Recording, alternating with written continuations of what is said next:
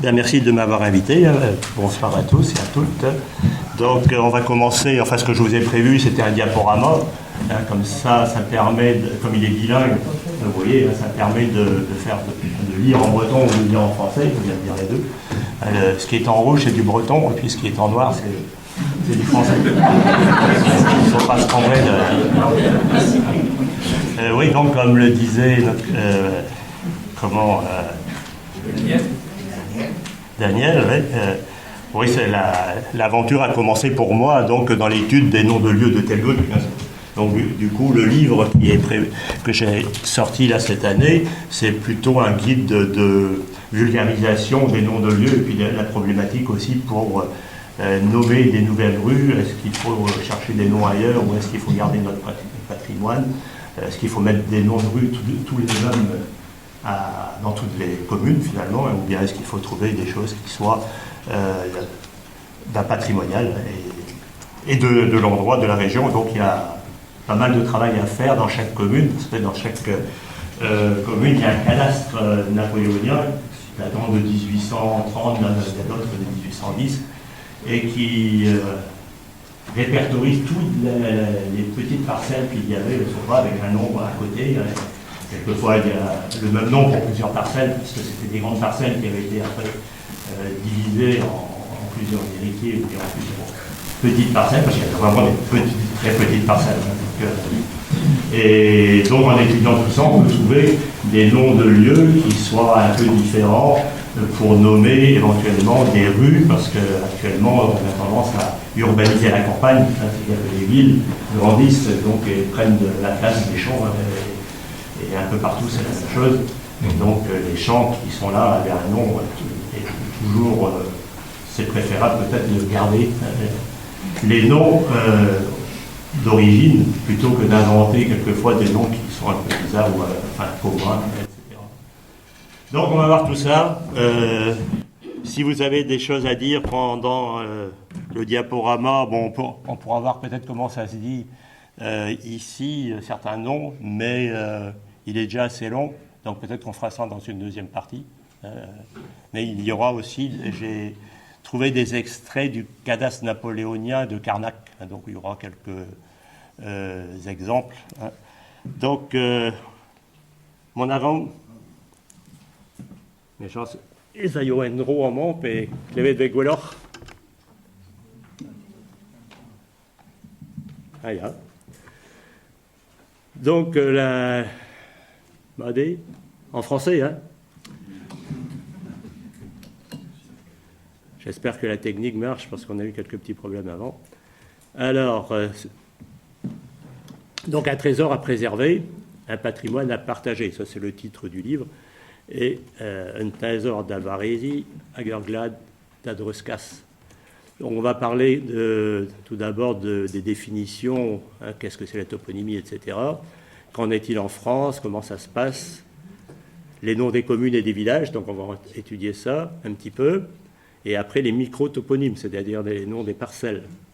Après, comment répertorier tous ces noms et les sauvegarder. C'est à l'air Envadurus et Brozonec, donc la toponymie.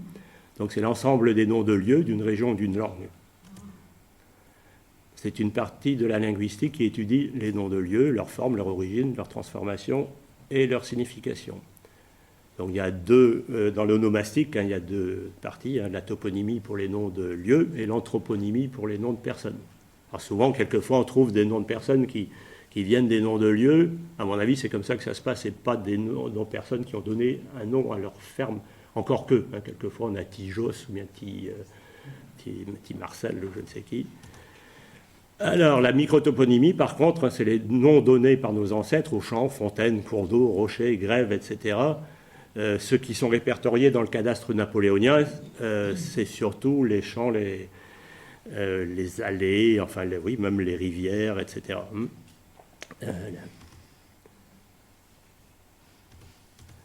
Alors, l'odonymie, ça c'est l'étude des odonymes, c'est-à-dire qui désignent les voies de communication, les rues, les routes, les places, les chemins, les allées. Donc ça c'est la problématique actuelle, c'est comment nommer les nouvelles rues pour les histoires de fibres ou bien de secours, etc.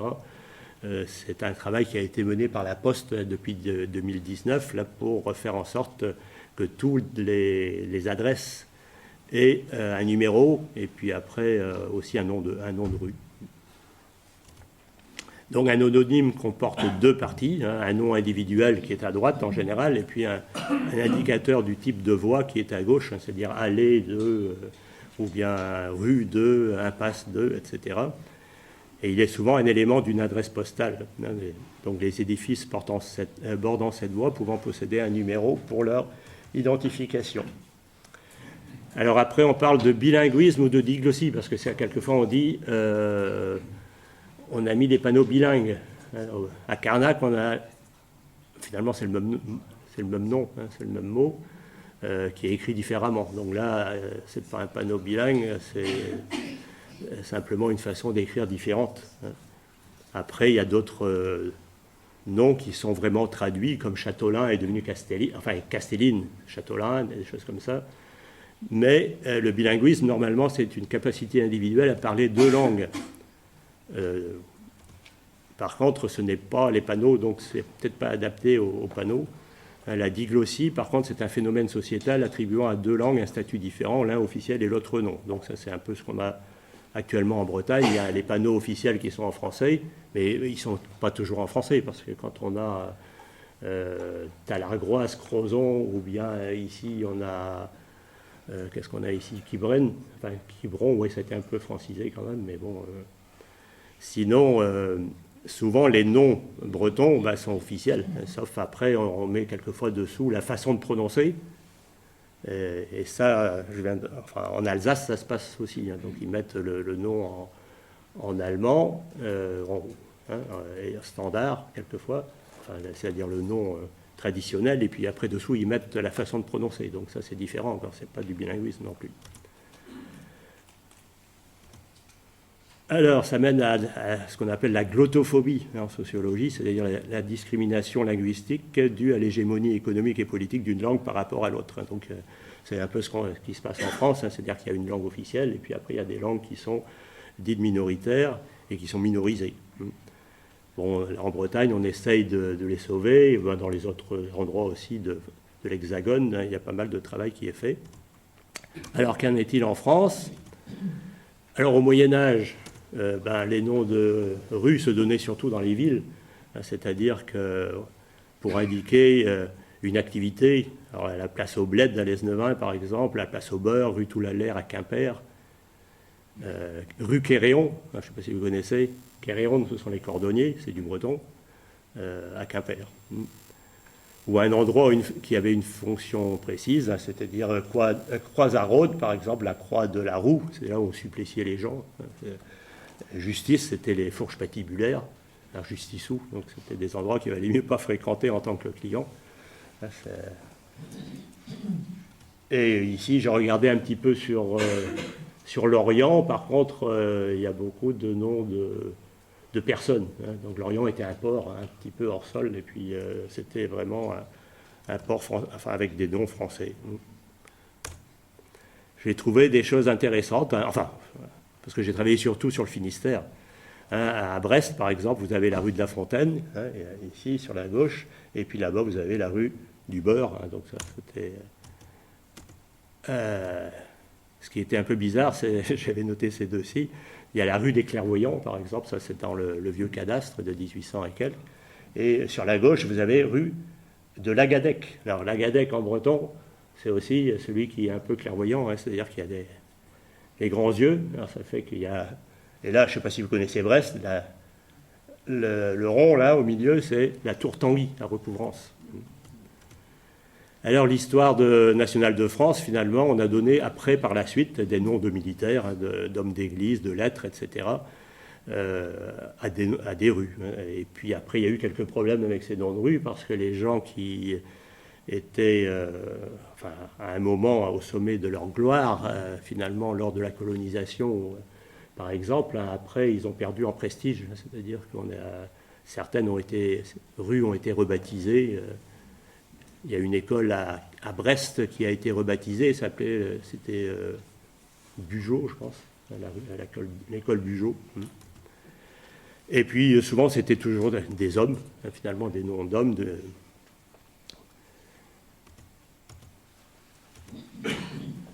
Alors à Lesneven, par exemple, on a eu un problème avec un nom de rue.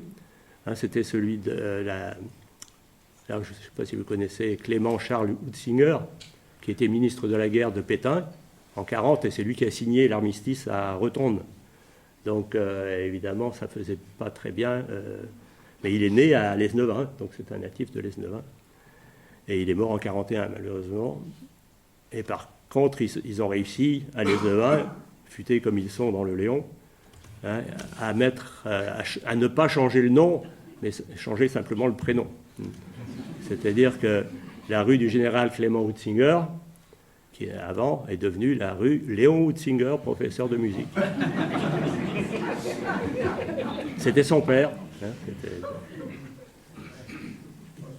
Oui, parce qu'après, les gens ont un destin, et quelquefois, c'est pas eux tellement qui décident non plus. Donc, c'est sûr que donner des noms de personnes, ça peut quelquefois avoir des noms, enfin des inconvénients par la suite.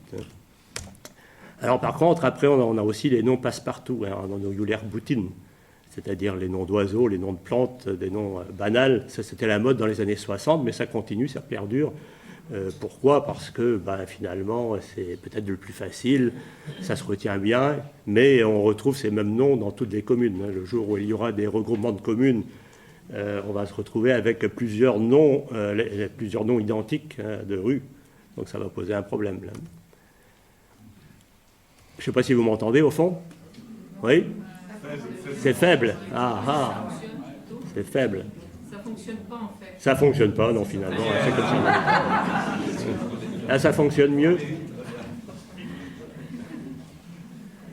Alors, les inconvénients des noms banals.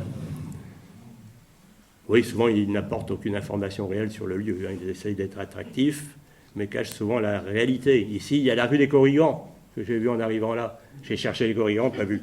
Donc, peut-être ce soir, en rentrant. Chez nous, on a à Telgruc, on a le lotissement de la plage. C'est attractif, mais bon, il est à 2 km de la plage, il faut que ça marche. Et souvent, c'est ce qui s'était passé à Telgruc, on avait réussi à penser faire mettre des noms de rues nouvelles dans des villages. Donc ceux qui étaient au bord de la mer, on leur a donné des noms d'oiseaux marins, dont les pélicans par exemple, mais les pélicans ne sont pas sous nos latitudes. Et par contre, là où il y avait le moulin à vent, je vous conseille d'aller voir le moulin à vent de Telgruc-sur-Mer, qui marche et tout ça. Donc on l'a remonté, notre association EOS à Telgruc a remonté un moulin. Enfin, c'est la commune qui a payé. Et là, on avait mis des noms de blé, rue du Grain. Alors les gens qui habitaient là, ils se disaient, moi j'habite rue du Grain. L'autre habitait dans un autre village, ils avaient mis rue du Bar. Alors on se demandait si c'était le bar, le poisson ou bien le bistrot. Parce qu'à côté, il y avait la rue de la Soif. Il y avait un gars qui avait mis un petit panneau, rue de la Soif. Il y a des panneaux préfabriqués comme ça, rue de la Soif. Alors, ils sont d'une certaine banalité, donc on les retrouve tous dans les mêmes, dans les communes, oui, finalement. Et puis, il n'y a plus rien en breton. Le patrimoine immatériel disparaît, c'est-à-dire la langue de la Bretagne, de la Basse-Bretagne, parce qu'après, il y a le problème du gallo, en Haute-Bretagne.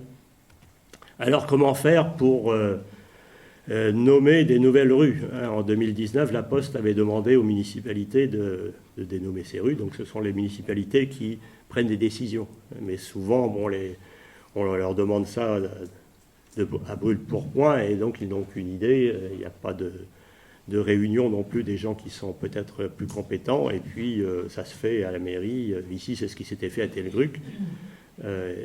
Par contre, nous avions fait 4 livres sur la microtoponymie de la commune. C'est pour ça qu'il y a eu du Reuse, parce que tout avait déjà été fait dans cette optique-là, c'est-à-dire qu'on avait recherché les noms des parcelles. On n'a pas fait ce travail sous une forme de catalogue de noms, mais plutôt les noms des parcelles intégrés à la vie de la commune, c'est-à-dire la pêche, l'agriculture, etc., avec plein de photos. Et toute la population a participé, a donné des photos bénévolement, et donc on a eu plein de photos là, pour chaque livre.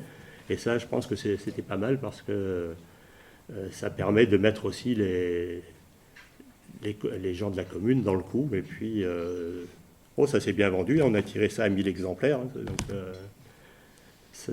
mais maintenant, on en vend moins. Maintenant, les gens savent peut-être moins lire, ou bien je ne sais pas, ou bien il y a... Mais la société a changé aussi, parce que les gens qui étaient là, ça fait, disons, un siècle, vivaient dans la commune. Les enfants aussi ont été élevés dans la commune, dans les écoles, et puis maintenant, la plupart des gens s'en vont travailler ailleurs. C'est ça le problème de la presqu'île de Crozon et de la commune. Mais bon, tout le monde revient pour l'été, quand même. Alors, il y a peut-être une falsification de l'histoire, un petit peu. Donc, le patrimoine breton disparaît, et puis, donc, au profit d'un autre imposé par l'État. Donc là, on voit qu'il y a un problème d'écriture, parce que c'est pas le même logiciel. En breton, ça a l'air d'aller, par contre, il n'y a pas de problème. Alors, le travail des hostes, donc ces livres, le premier c'était Promenade littorale, donc on a voulu faire ça sous forme de balade, finalement, parce que quand on se balade, on traverse les champs, on voit des fontaines, des places, etc. Et là, le premier c'était sur un peu comme vous, ici vous avez tout un bord de mer. Nous avons 8 km de bord de mer sur la baie de Douarnenez, au sud. Donc alors là, on a répertorié les grèves, les trous à homards, bon, que certains ne voulaient pas non plus trop donner quand même, mais chacun le nommait différemment. Donc finalement, ce n'était pas non plus de la toponymie tout à fait exacte, mais les bases de pêche, par exemple, les amers et tout ça. Donc et maintenant, il y a beaucoup moins de personnes qui pêchent, ou la petite pêche, disons.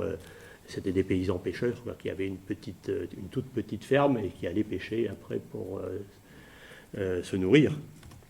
Et la suite, ça a été balade entre terre et mer, entre la bordure de la baie de Douarnenez et le bourg. Et ensuite, on a continué. C'était un peu plus tard, ça c'était les balades entre voie romaine et voie ferrée, parce que la voie romaine traverse la commune. Et la voie ferrée aussi, mais elle a disparu en 67. Donc c'était le petit train à voie métrique, le train à vapeur, et puis les trains de 3e classe aussi. Et pour le dernier, donc, c'est promenade à la campagne. Donc ça, c'est un petit peu pour montrer ce qu'on peut faire sur une commune, si un groupe de personnes peut travailler sur le sujet, sur la toponymie, sur l'histoire, sur comment... la biologie, les oiseaux, etc., l'économie. Donc là, on avait eu un problème parce qu'on avait fait ces livres pour faciliter le travail de la municipalité qui n'avait pas tenu compte. Donc on avait demandé plusieurs fois de faire partie d'une commission extra-municipale. Et puis là, apparemment, ça avait été voté au mois de février 2019. Donc... il y a eu l'appel de Quimper, là, le 9 septembre 2019, où il y avait une centaine d'artistes bretons qui s'étaient révoltés un petit peu contre le fait que l'on mette des noms boutines, comme on dit en français, en breton, donc des noms banals, c'est ça, au nom de rues qui, en réalité, c'était des rues qui étaient créées à l'intérieur de villages qui autrefois n'avait que le nom du village, quoi. Donc autrefois, il y avait la poste savait qui habitait où, et les gens ne changeaient pas. Ils étaient toujours là, les anciens étaient là, les enfants étaient là, tout le monde était là, et il n'y avait pas besoin de numéro. Pour maintenant, c'est différent. Donc maintenant, on urbanise la campagne. Donc du coup, on a mis des noms de rues dans les champs. Donc nous, ce qu'on avait proposé, c'était de donner à ces champs les noms des parcelles, finalement. Et alors, on avait fait une petite rencontre sur la plage, il faisait très très beau, et on a même pu aller se baigner. Et donc, une fois qu'on a fait cette réunion-là, la municipalité en place est restée quand même, parce que les élections, c'était en mars peut-être 2020. Et là, la municipalité en place n'a pas été réélue, hein, c'est-à-dire que la liste d'opposition a été élue avec 60% des voix. Et donc, on a travaillé sur le sujet. On a demandé aussi, enfin, comment la façon de faire était différente aussi, hein, parce qu'ils ont réuni les gens. Alors, c'était en plein Covid en plus. Hein. Donc, on a réussi à mettre des noms de rues en breton. Et donc, ça a été voté. Donc, il a fallu défaire la délibération de l'ancien conseil municipal. Apparemment, ça s'est fait, je ne sais pas comment. Et de prendre une autre décision, ou bien une autre, comment on dit dans les conseils municipaux, une délibération. Et là, donc, l'ancienne municipalité était dans l'opposition. Donc, eux étaient d'accord sur le principe, parce que dans les petites communes, en réalité, on recherche aussi le consensus. Les gens ne sont pas là, souvent élus sur des listes bien précises du point de vue politique. Donc, on prend les gens qui sont d'accord, et puis après, on voit quelles sont leurs idées. Donc, du coup, on a mis des noms de rues en breton avec la traduction en français dessous. Donc, le nom officiel, c'est le nom en breton. Et, bon, là, il y a 2 maisons quoi, dans cette rue-là. Alors, Arpalut, le Pré-Salé, ça, c'est en bord de mer. Et il y a un gars qui était très content, mais bon, je crois qu'il a tourné la main gauche récemment. Donc, c'est Michel Palut, je crois qu'il y avait son nom. Hein, Monsieur Palut qui habitait Arpalut, donc ça allait très bien.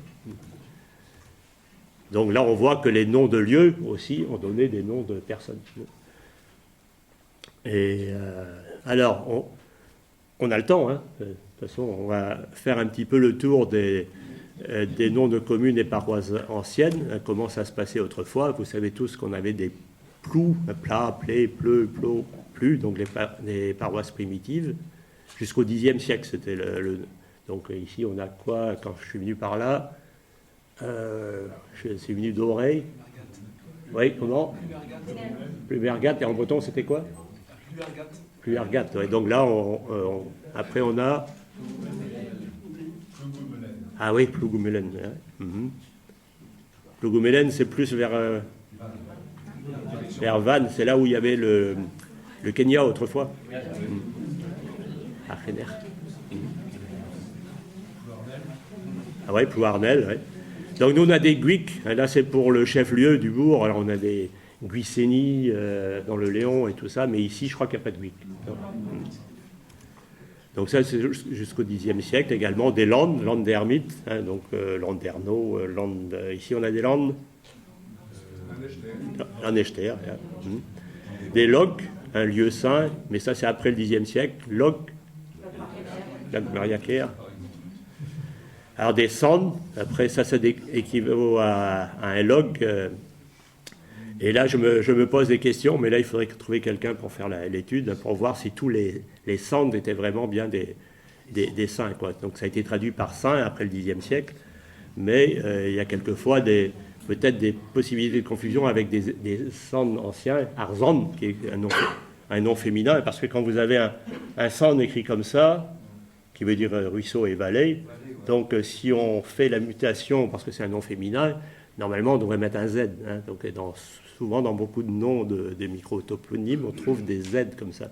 Mais cette mutation ne se fait plus en breton normal.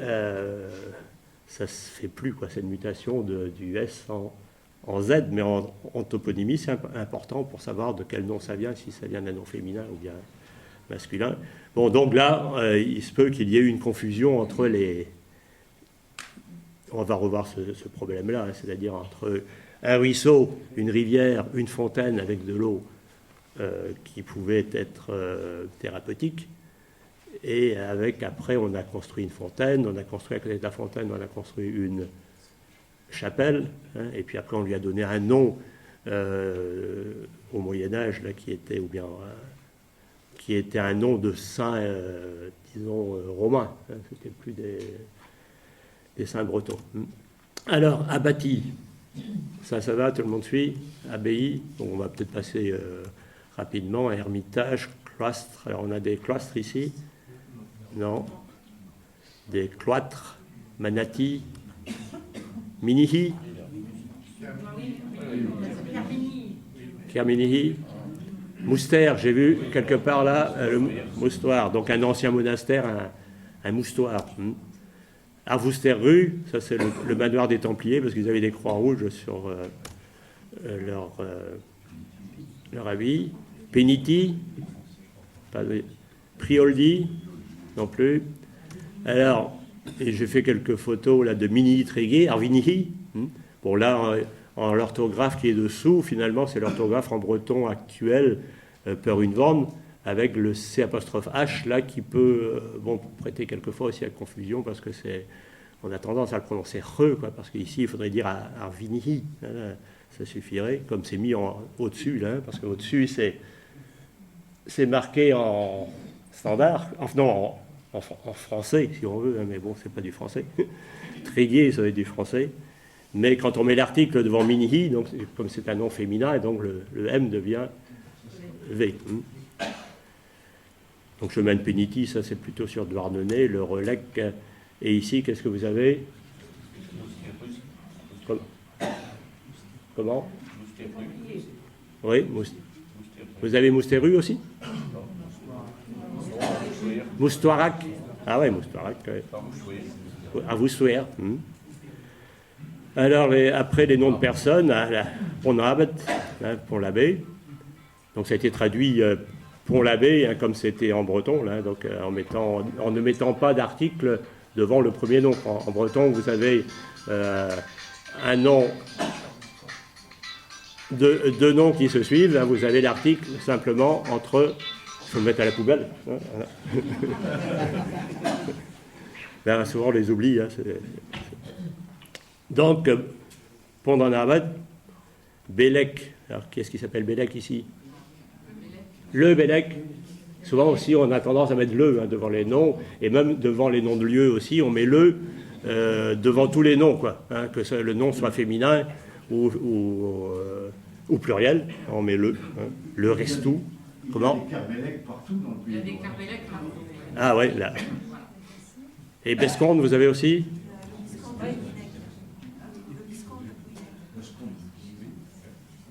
En Duc, puis en Dugue.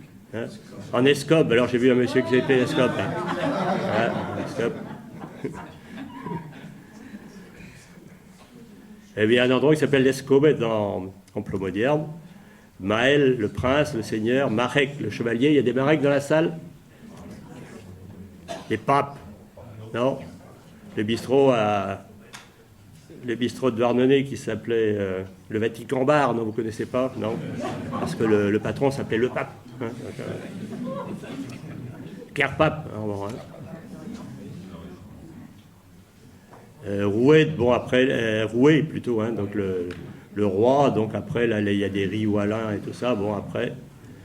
Le christianisme a souvent récupéré des anciens lieux de culte païens, hein, comme les fontaines, dont l'eau avait des particularités thérapeutiques, c'est ce qu'on a dit tout à l'heure.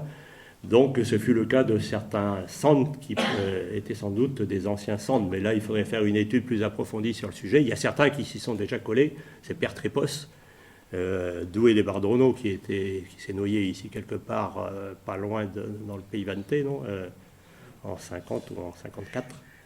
Et une autre personne qui est Jean-Marie Ploneis, qui a fait aussi des études sur les noms de lieux.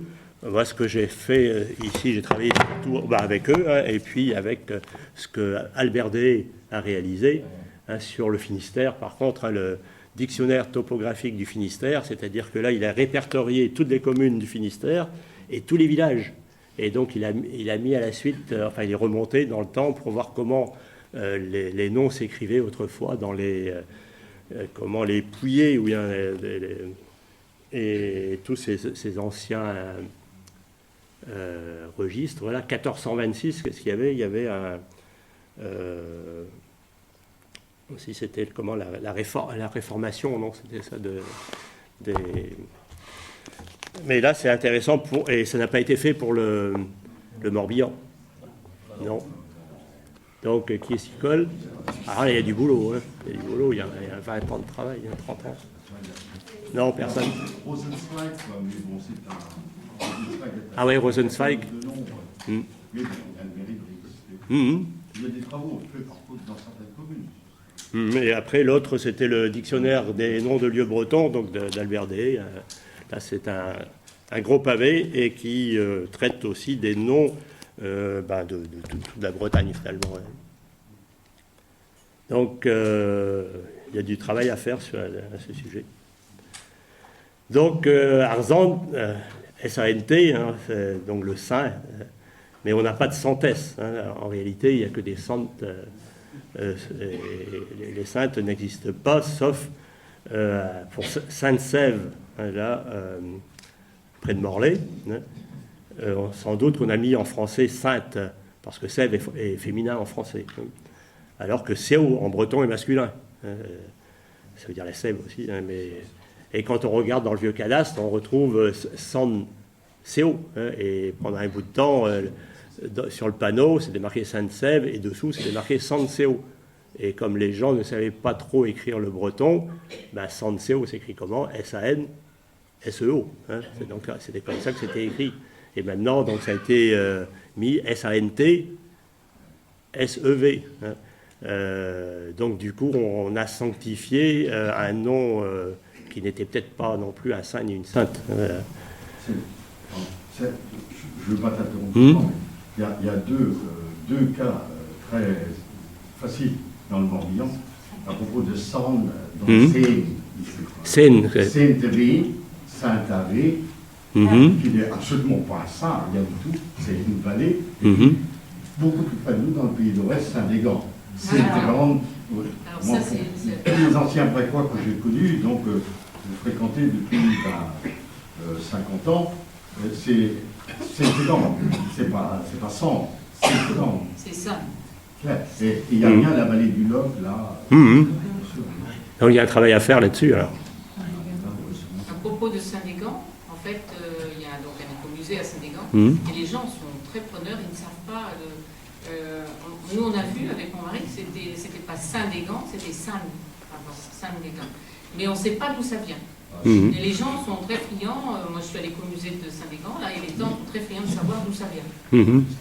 Donc, Daniel fera une intervention. On continue. Alors, oui, confusion entre Sand et Sante. Donc, trop Sanseo, donc c'était écrit comme ça quand les gens ne savaient pas écrire le breton standard. Donc, il écrivait comme il le prononçait. Et j'ai retrouvé encore sur Guingamp aussi chemin de Sandivy, écrit comme ça. Donc, alors après, est-ce que c'est un Saint-Divy ici, Albert Day et Bernard Tanguy sont plutôt, très très branchés sur des noms de saints, mais bon, il faudrait faire une étude là-dessus pour voir lesquels sont des vrais et lesquels sont des faux. Et par contre, Jean-Marie Plonnet, c'est lui qui était un peu autodidacte, j'ai l'impression, donc que Sand ait disparu de la plupart des lexiques locaux n'a plus que favorisé en toponymie une confusion avec Sante, saint, et cela d'autant plus aisément que nombre de fontaines aux vertus les plus diverses et des petites chapelles dédiées à tel ou tel saint nichent fréquemment au fond de nos vallons, résultat d'une politique de récupération d'un ancien culte des eaux par l'Église. Donc ça, lui, il a écrit aussi un gros livre à ce sujet. Et oui, Sand, on ne le retrouve plus tellement, même dans le dictionnaire d'Albert Day, il n'existe pas. Donc souvent dans les dictionnaires, on les retrouve, mais il y a eu une étude faite par Leroux, en 1924, la LBB, l'Atlas linguistique de Basse-Bretagne, on retrouve Sand dans la presqu'île de Crozon, donc SAN pour Ster. À Sainte-Sève, on a Saint-Ster maintenant. Et avant, il y avait Saint-Ster-Bienne et Saint-Ster-Bras. Il y avait donc, mais souvent, c'était marqué ST. C'était ça, c'était ST-Bienne, ST-Bras. Et donc, en réalité, il s'agit de Saint-Ster, la vallée de la rivière, parce qu'il y a une rivière juste au-dessous, là. Donc la fertilité de l'imagination populaire, ou plutôt l'erreur du scribe, jointe à la perte de sens ayant ici fait un miracle, dit Plonéis. Et si vous connaissez d'Evry, le dictionnaire historique, et là on retrouve un Sand, vous voyez, un conduit. Grégoire de Rostren, après, on a canal, lit de rivière, etc. Donc, fond humide de vallée. Alors, j'ai trouvé Sandavoy. Alors, je ne sais pas si mon correspondant, c'était qui mon correspondant, sur Pluneret et sur... oh, j'ai oublié. Il n'est pas dans la salle. Non, on a parlé de ça. On cherchait... Enfin, je suis tombé par hasard sur Saint-Avoy. Pluneret. Ouais. Donc, c'est marqué Saint-Avoy. Alors, comment ça se prononce? En breton, c'est Saint-Avoy. Alors, est-ce que c'est un saint ou pas? Dans la tradition locale, c'est une sainte. Voilà. Donc, le prénom est donné avant, depuis longtemps. Ah ouais? Avant. Sainte-Césarie.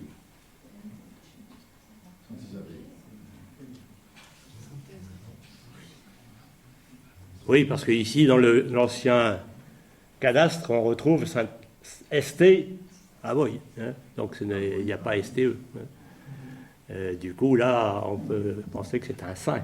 Hein. Sur le panneau, on a la même chose. Et par contre, sur Google Maps, par contre, on retrouve Sainte-Avoy. Hein. Alors là, rue de Saint-Avoy. Hein. Donc là, c'est marqué Sainte. Donc du coup, un saint est devenu une sainte. Et là, le prochain dictionnaire des saints bretons qui doit paraître chez Scolvreys dans les années qui arrivent, de Bernard Tanguy, donc à retrouver Saint-Avoy, mais bon, après, quelquefois, là, il a fait une bonne étude, donc là, c'est une base de travail, mais quelquefois, on peut se poser des questions sur les saints, parce qu'ils ont fait quand même pas mal de miracles. Tous, quand on a 800 pages de saints, là, qui ont fait des... si on pouvait faire ça de nos jours. Hein.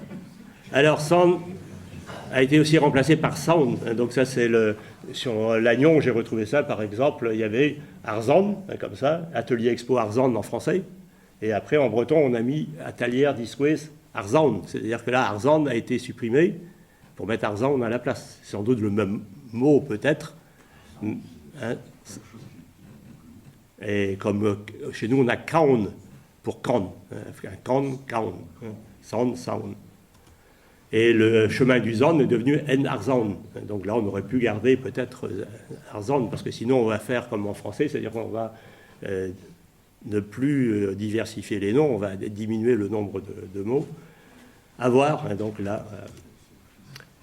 Alors, l'organisation civile, cause, Moguer. Est-ce qu'on a des Moguer ici? Oui, Maguer à Plouinec. Et Cleuch. Ah, j'ai trouvé des noms sur l'ancien cadastre de Carnac, 1830. Il y a des clus, ou des clous. C'est ça? Ce serait des cleuches? Comment? Le cleut.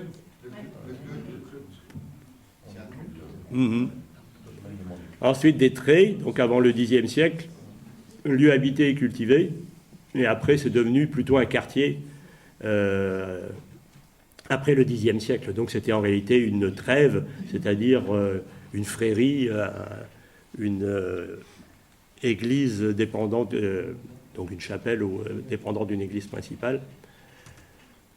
Caire, donc un lieu fortifié au départ, et ensuite c'est devenu un lieu habité au village. Alors ici, j'ai trouvé des caires, il y en a pas mal. Donc, Caire-Bienne, Caire, il y en a. Des Baudes, vous en avez? Oui, ça parle de buisson. Ça peut être le buisson aussi. Oui, ça peut être aussi le buisson. Ouais. Ah oui, là, oui. Alors, Baude jusqu'au Xe siècle, et après, c'était plutôt reste, c'est-à-dire une demeure et résidence, mais on a Baude aussi, le buisson. Enfin, le Guillard, donc là, ici, on n'a peut-être pas tellement ce genre de choses. Si? Lèze, vous avez? Donc, jusqu'au Xe siècle, après, c'est plutôt quinquis, c'est-à-dire une demeure avec des entrelacs, une cour fermée. Alors, Kermouster, en Plougano, donc en breton c'est Kervousta. Saint-Sauveur, c'était André Névé autrefois, donc c'est devenu Saint-Sauveur en français. Donc là, on a peut-être aussi sanctifié André Névé. Si c'est le nouveau quartier, ça n'avait pas de connotation religieuse spécialement, mais il y a sûrement aussi une église. Donc, Saint-Urbain, l'Endurvande, mais ça c'est du Léon, dans le Léon, un Baudilis. Alors ici, qu'est-ce que vous avez avec Baud? Non. Bondaca, là. C'est où? Il y a des bottes, oui, bien sûr. Alors j'ai trouvé un clou Carnac. Clou Carnac. Comment c'est nommé actuellement? Non, il n'y a pas de clou Carnac, il n'y a plus. Si? C'est écrit comment? Comme ça? Clou Carnac. Donc est-ce que c'est Cleus Carnac? Je ne sais pas. Parce qu'il se retrouve, près de la chapelle Saint-Michel, derrière là. Hein, ici, là. Quand vous avez... là, la chapelle est ici. Et après, vous avez Cluhir. Alors, est-ce que c'est encore un clou ou est-ce que c'est un clou? Après, on a Kermao. Donc, le village de l'homme et du gaillard. Hein, après, les autres, Tilande, ça va, ça? La maison en lande ou en ajonc, ça peut être aussi la maison de la lande, hein, comme ici. Hein. Donc là, la traduction. Et le Nignol, alors je me demandais ça, je ne sais pas si quelqu'un peut me donner un... Non, en Nignol. Parce qu'ici, il n'y a rien dedans, sur le Nignol. On verra ça plus tard. Kérik en Arvor, j'ai trouvé ça. Kérik en Arvor, je ne sais pas comment c'est écrit maintenant. Kérik. Il y a peut-être deux Kérik, il y a peut-être un vers la côte et puis un plus loin. Kérik Lalande. Le Penher, ici c'est peut-être Penker aussi, non? Et Kervillers qu'on a ici, hein, donc Arvillard. Alors on a ensuite des Beusites qui datent de l'époque gallo-romaine, le Buis, hein, Bourg, Dînes. Vous avez des Dînes? Non. Chez nous, on a des Dînes dinants. Casteldine. Castel, vous avez. Alors souvent, c'était des châteaux forts et des ruines féodales ou gallo-romaines préhistoriques même. Moten, notamment ici dans le secteur de Pluvigné, Camors, Leuzy, beaucoup de Moten. Des Moten. Pas Moten, mais Moten. Moten, hein, pas Mouden. La motte. Kenkis, donc les Plessis, hein, enclos fermés de branches entrelacées. Manner, ouais. Les restes. Salles, chez nous on a des salous, des anciens châteaux. Hier, là, vous en avez pas mal. Hein. Donc on arrive. Comment? Il t'en manque un, excusez-moi, ouais. Je ne veux pas étaler, mais il t'en manque un dans les manoirs qui est Port. Ici. Ah oui, Port. Hein. Port au Persan, Port Là c'est dans le livre, hein, c'est pas ici. Hein, parce que là, ici j'étais obligé de d'élaguer un peu parce que ça fait déjà. Oui, ça... Les chemins, donc Alès, l'allée, Bali. La fortification ou l'esplanade, donc le Vali, hein, on a souvent Arvali hein, à Guingamp. Arvanel, ça on a des à Morlaix, Arvenoden, en Ent. Donc ce qui est marqué après le B ou le G, là c'est que c'est B, c'est Bénel féminin, et le G c'est Gourel masculin. Donc c'est-à-dire qu'ici, si on met l'article devant, donc on fait la mutation, si on peut la faire. Carène, Caronte, Carène c'est voie carrossable, Caronte chemin rural, donc on a à Châteaulin on a Stangargaron, des choses comme ça. À Telgruc on a Garn Dreonker. Alors les gens disent oh là ça c'est difficile à prononcer. Oui c'est sûr, hein, Garn Dreonker c'est pas facile. Le croissant. Ah les croissants, c'est les croissants, ouais, les carrefours. Pavés, alors ça c'est le pavé. Ça, sur l'Agnon on a les pavés. Plugny aussi. La rue, et Stred. Alors on a eu tendance à mettre beaucoup de Stred maintenant en breton, qui est la ruelle et ou rue aussi. Hein. Estrewed aussi. Hein. Donc à Plomodiard, on a la plage de l'Estrewed, qui est Argarden, à Hardel. L'Estrevet, donc je ne sais pas si vous connaissez, là sur Plomodierne, et à Crozon, on a le Strevet. Vous voyez comment c'est. En réalité, ça serait à Arstrevet. Donc la petite rue, la ruelle. Et donc on a tendance à mettre des streds un peu partout pour ne pas mettre rue comme en français, mais rue existe aussi en breton. Pont et passage, Archaucer, Carbonte, la voie pavée, Arpont, Pontique, hein, donc Roudour. Alors comment c'est ici chez vous? Roudour aussi ou bien Rodo? Rodel, puis en français, traduit en français, la Rodière, par exemple. Ah oui, d'accord. Entreis, le passage en Dreuzel, la traverse, la passerelle, en truc. Donc on a par exemple à Dinéol, on a Entreis, hein, le passage sur l'Aulne entre Dinéol et Rosnoren. Et Rodourou à Guingamp, donc, que tout le monde connaît depuis que le stade a été installé.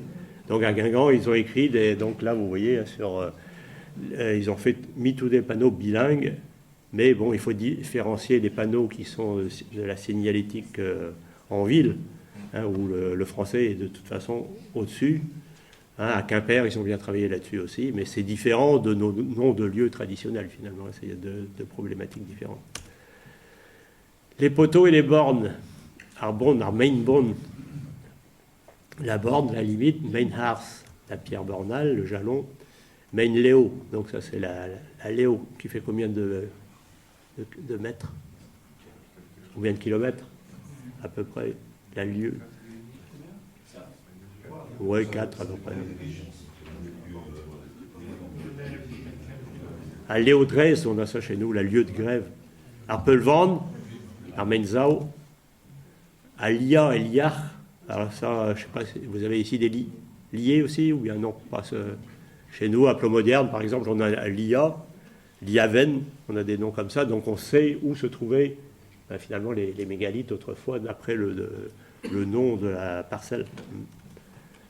Mais avec la modernisation et les grandes, là ils sont partis, hein, tous les menhirs qu'il y avait sur les champs, parce que ça, c'était pas bien vu des paysans d'avoir un menhir au milieu du champ.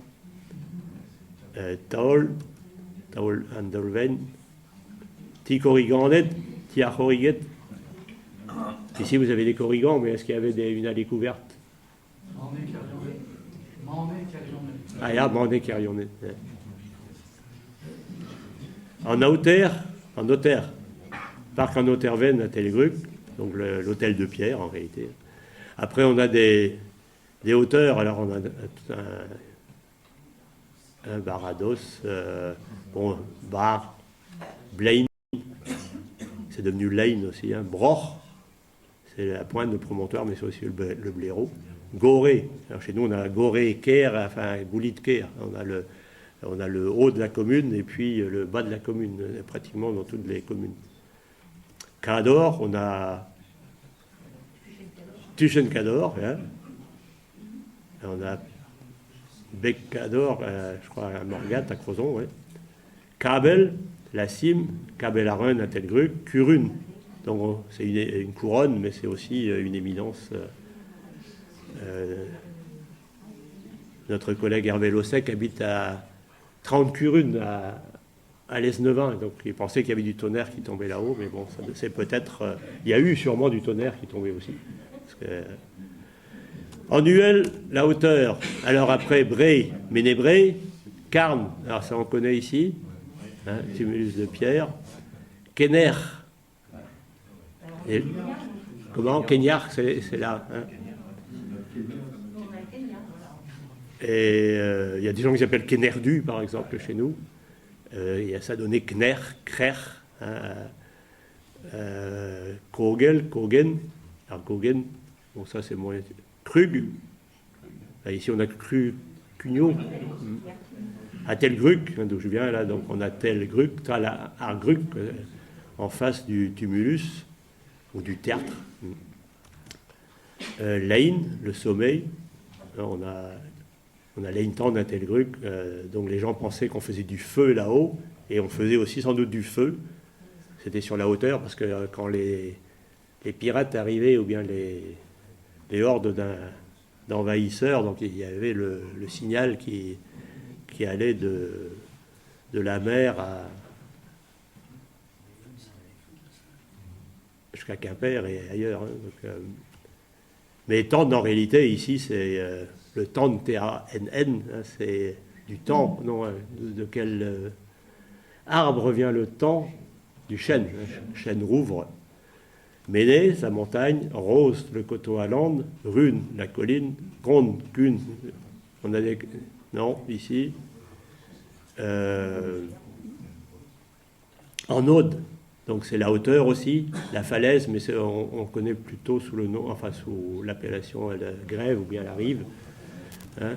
Et à Plomodière, on a un endroit qui s'appelle les Trois Canards. Hein, et c'est sans doute en tri-Khaner, hein, parce que le ménésome fait il y a 3 monticules, hein, et le restaurant ou bien le bistrot qui était sur la route là et qui sans doute faisait autre chose que servir de la boisson, hein, parce que les gens rentraient par là de la foire de Châteaulin, et donc s'ils avaient vendu, s'ils avaient fait des bonnes ventes, donc ouais, parce qu'autrefois il y avait quand même des bistrots tous les combien de... Ouais, parce que le cheval, il tenait pas la marée, enfin, il n'allait pas si loin, hein, il fallait lui faire une pause. Hein. Oui. Donc là, sur la maison, on a 3 canards, quoi, qui sont... le lieu est devenu les 3 canards. Bon, après, on a des endroits qui s'appellent Kergrer, souvent aussi. Hein, et Krug, ici, on a vu pour Telgruc, Talar Krug. Et ici, on a Krukuni. Oui. Et à côté, on a Kergrin, ici, non? Kergrin, là. Alors, Green, on verra tout à l'heure, c'est sec aussi comme endroit. Hein, donc alors, Quetantou, alors j'ai vu en passant... Quetatous. Quetatous. Cacous, la lépreux. Oui, c'est comme ça que... Ben, je sais pas. À voir. Comment? Yeah. Oui, Quetatous, bon, excusez-moi, je préfère intervenir tout de suite. C'est effectivement une étymologie populaire, hein, le bois des lépreux. En fait, c'est pas du tout ça, parce qu'on a à Carnac la chance d'avoir une réformation, justement, de 1475, qui a été étudiée par Jean Gallet, un historien, et puis par un Carnacois, Jean Rio, qui a fait un travail énorme à toute la nuit. Et donc, la forme ancienne, c'est Queton tous. Donc, ça n'a rien à voir avec Cacous. D'accord. Là, vous avez un groupe de travail sur Carnac ou bien non? Pas... Malheureusement, Jean Reynaud nous a quittés il y a quelques temps, mais il a fait un travail absolument énorme. Bon, les Carnacois savent ça, il a publié un livre qui est... Bon, on peut discuter tel ou tel point, bien sûr, mais c'est vraiment un travail de bénédictin et on a tous les... Alors, vous parliez tout à l'heure de clou Carnac. Donc, la forme ancienne, là, j'ai vu dernièrement sur une vieille carte du 18e, c'est écrit Clude. Et je ne veux pas dire de bêtises, mais je crois que de mémoire, Jean Rio l'explique plutôt par une étymologie sur la hauteur. Le sens de hauteur, comme on a Cluderière, c'est l'endroit où ça se perche du coup. Il me semble, il faudrait vérifier. Bon, oui, c'est pas une science exacte, la toponymie, c'est pour ça que finalement, c'est bien d'avoir des groupes de travail et puis beaucoup de recherches à faire, hein, et c'est pas fini. C'est bien. Alors, des noms divers, les Taros, escarpement, Andeven, la dune, Andorgen, la butte, Ardeven, Arendeven, Antorod, la falaise, le précipice, Andosen. Donc on a vu tout à l'heure Barados éventuellement. Mais bon, c'est aussi pas toujours le cas. Tar, Torek. Non, Torek. Oui, ça c'est les ventrus. Donc le tor, le ventre. Chez nous, on a des gens qui s'appellent Toriek. On se demandait d'où ça. Enfin, c'est des Torek en réalité, qui ont un peu de ventre. Hein. En Duchen Gador. Hein. Alors, les villes et villages avec des noms d'arbres. Alors ça, oui, il y en a, donc je pense, des quantités. Valande, Andero. Non, pas de chez vous. Ah oui, on a Kerderf, hein, avec 2 F écrit sur le 1830. Et Anderwet, la Chênée. Il y a des gens qui s'appellent Derwet, d'ailleurs, non? En Hello, le Peuplier. Chez nous, on a des lieux Eléouet. Hein, et même on a un Eleven, donc qui est le singulatif de Hello. Hein. Mais c'était devenu écrit E-E-L-E-P-H-E-N. Et les gens disent, bah, il habite à l'éléphant. Hein. Donc on va mettre un T bientôt, on va mettre un A. Donc, Arfau, hein, la Hétrée, Guern, Arverne, hein, Launay, et puis donc on a, chez nous à Telgruc, on a Launay, Arverne, c'est en breton, c'est Arverne, il n'y a pas de problème, mais Rose Arverne, etc. Mais Launay, ici, en réalité, c'est aussi l'endroit planté d'aulne, hein, mais c'est aussi le marais. Hein. Et souvent, on retrouve le Launay, par exemple, c'est-à-dire qu'on a mis un article masculin devant un article féminin, et l'idée, hein, donc ça, ça peut être un petit peu considéré comme du sabordage. Hein, Halek, alors il y a des gens qui s'appellent Eléguet, Haléguet, hein, mais aussi des noms de lieux. En Ilio, en Iliawek, en Ivin, des gens qui s'appellent Ivinec, mais bon, c'est pas forcément des Ivinecs comme ça, hein. C'est des noms de lieux, parce que les Ivinecs, il y a aussi des gens qui ont des Ivines, des ongles. Kelen, Kelenec, On. Alors chez nous, on a des Kernon, on a ça. Ici, il y en a aussi? Non, pas de frêne. Skau. Tan, donc on a vu tout à l'heure. Tanouet, en Danouet, hein, le pardon du Danouet que tout le monde connaît, le festival Plin. Non, les arbres fruitiers. Alors, souvent, on a Aval, Avalaine, la Valenne, la Valotte, hein, Guigny, hein, Guignien, Guignillec. À Crozon, on a Arvéniec. Hein, donc, il y avait peut-être, le vignoble était peut-être là. Il y avait déjà du réchauffement climatique à l'époque.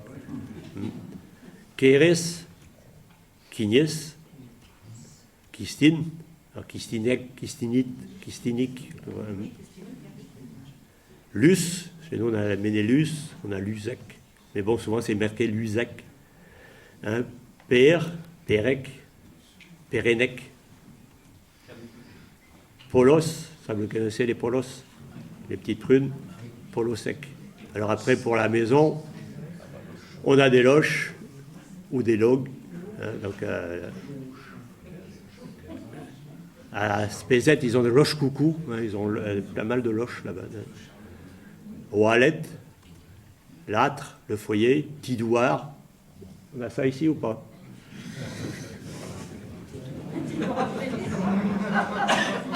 Tipri, Mendy, Tiquat.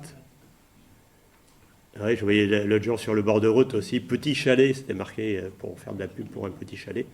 Oui, on aurait pu mettre dessous Tiquat, ou Tiquat Bien, ou quelque chose comme ça, parce que c'est à chacun aussi de mettre sur le bord des routes des noms en breton, parce que finalement, c'est pas réservé à l'administration dans chaque champ. Enfin, autrefois, je suis passé par là, il y a des noms de villas ou des noms de maisons en breton, hein, plus loin, là, sur le bord de mer. Et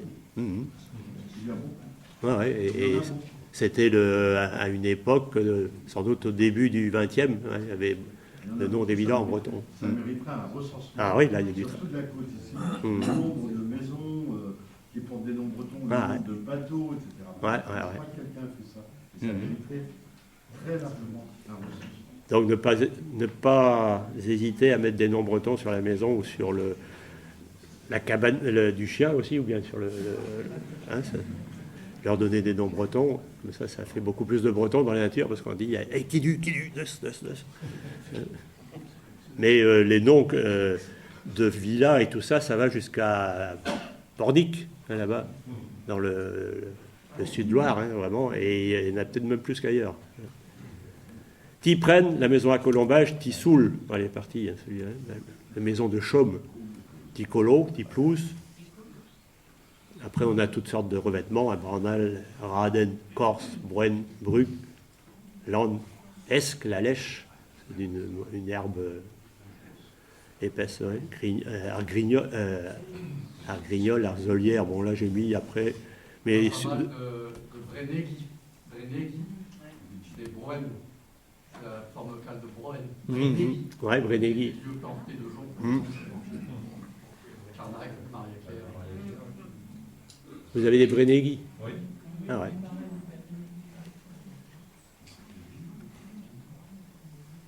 Dans le livre, il y a beaucoup plus de noms que ça. Ici, j'avais fait un tri. Et Candy, vous n'avez pas ça, des maisons avec ruisseaux pour faire la lessive. Ça, c'est une spécialité du Léon. Tiquez, Arvorn. Ben là, c'est pareil, Arvorn, c'est le nom féminin, et donc on devrait presque dire Arvorn pour le F, quoi, qui devrait se muter en V. Et ça, je pense qu'on doit avoir quelquefois dans les toponymes, peut-être des V où il faudrait chercher un feu, un F. Cardi, la remise à charrette, bon ça il y a moins de noms. Lab, par contre, on retrouve à Cisin, par exemple, où j'étais samedi, ils ont le Labou, un appentis, une cabane au fond du champ. Porchette, c'est l'entrée de champ, Skibert, Kraou, Marche aussi. Après, on a des champs, alors des Boutinous. Chez nous, on a beaucoup de Boutinous, des Franquisous. Garce, Guichère, La Haye, Verger. Alors ça, en microtoponymie, on en trouve pas mal. Hein. C'est souvent écrit en français, le verger. L'heure, l'air à battre. On l'a sous la forme de l'air ou l'or. Ah ouais, chez nous, on a l'heure guerre. À l'heure guerre. Autour de Carnac, on a un gorlor. Gorlor. L'air, Gauze. Cause-l'heure. Liors, donc là c'est plutôt le potager, souvent enfin près de la maison. Ben, il fallait bien se nourrir. Il y avait beaucoup de panais par contre, hein, des panaisettes dans les jardins, hein, dans les potagers. Alors Méchou, les champs ouverts, à Parqueillère ou Parcou, Arbraden, on en a aussi. Ici, Arbraden, la prairie. Alors après on a pas mal de noms qui viennent des noms du corps, un bec, donc il y a bouche, pointe, embouchure, sommet souvent. Bronne, sein, mamelon, on appelle bronne par là-bas, à la turbale. Cane, le dos, le fait. Crib, la crête. Pen, alors ça on en a dans les pénaroites. Tal, Talargroise, où j'habite. Il y a Lost. Donc on a souvent un Lost Arhuat aussi, si on a un Penarhuat. Les roches, alors ici vous avez des roches, les Billy, Kervili, Caillastre, le Silex, Cap, bon, alors là, Cap, il y a aussi Cap avec un B, hein, donc chez nous on a Cabelaron par exemple, Carec, Arcléguer, hein, Cléguerec, Coq, donc la butte, ça c'est pour Jean-Marie Ploneis qui a trouvé ça. Crag, le Cragou, Maine, alors là ici on a le Ménec, non on n'a pas ça. Maine grise, Maine rousse, Maine grune pour le granit, Maine glace pour le schiste. Roch, donc Ménec, alors Vénec, alors je ne sais pas si ça c'est étymologie correcte. Le Ménec à Carnac. Alors ici, on a le Ménec en français, hein, sur le cadastre de 1830. Et là, par contre, on a le Verger en français aussi. Hein. Alors le Margeau, là, je ne sais pas ce que c'est, sont les Margeaux. Jean Riot n'a pas trouvé vraiment, il y a une hypothèse, je ne me souviens pas tellement, mais un peu discutable. Marzou. On n'a pas trouvé de signification. Kerderf, là vous l'avez. Kerdero. Kerland. Alors celui-ci, Nilestro. Nilestro, l'endroit planté d'iris. Ah, ya. Et après, celui-ci, c'est Kerberder et Kergouillard.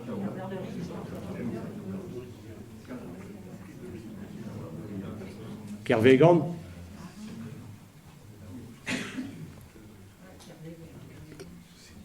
Les noms de plantes, Fao, les haricots, Favotte, le lieu de planté en fève, Guinis, Guinis du et du, Irvine, pour ceux qui ne savent pas le breton, ça doit faire beaucoup, non? Mais tout est récapitulé sur le livre, vous pourrez lire ça ce soir, avant de vous endormir. Irvine, les navets, Ker, l'avoine, Yotker, Canap, alors Couard, je ne sais pas comment vous... Couard chez vous?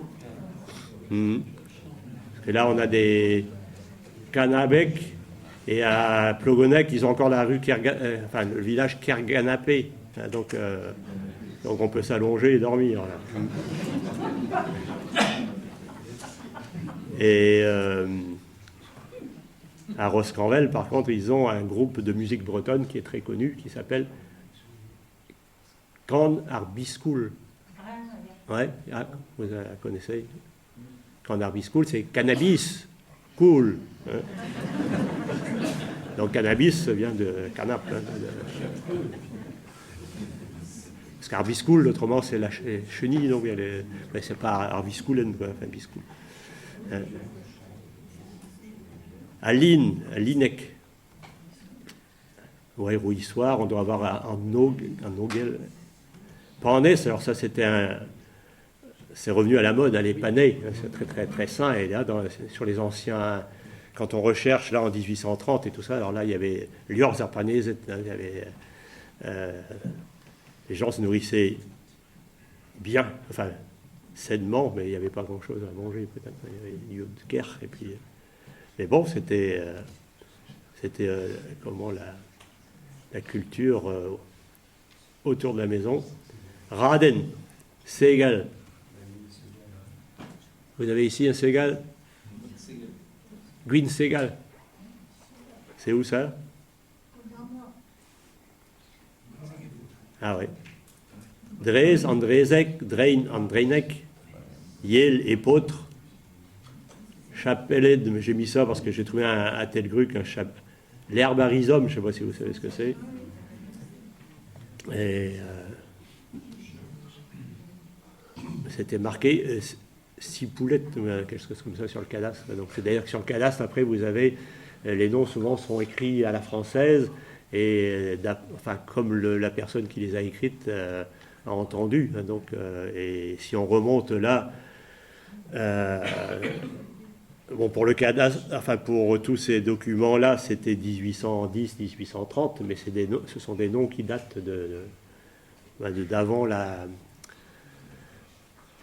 C'est difficile à savoir quand, sans doute au Moyen-Âge, et puis sans doute, pour certains, avant l'introduction de la pomme de terre en Bretagne, parce qu'il n'y a pas à Val-d'Ouar, de patates, Val-d'Ouar, il n'y a pas de nom de champ.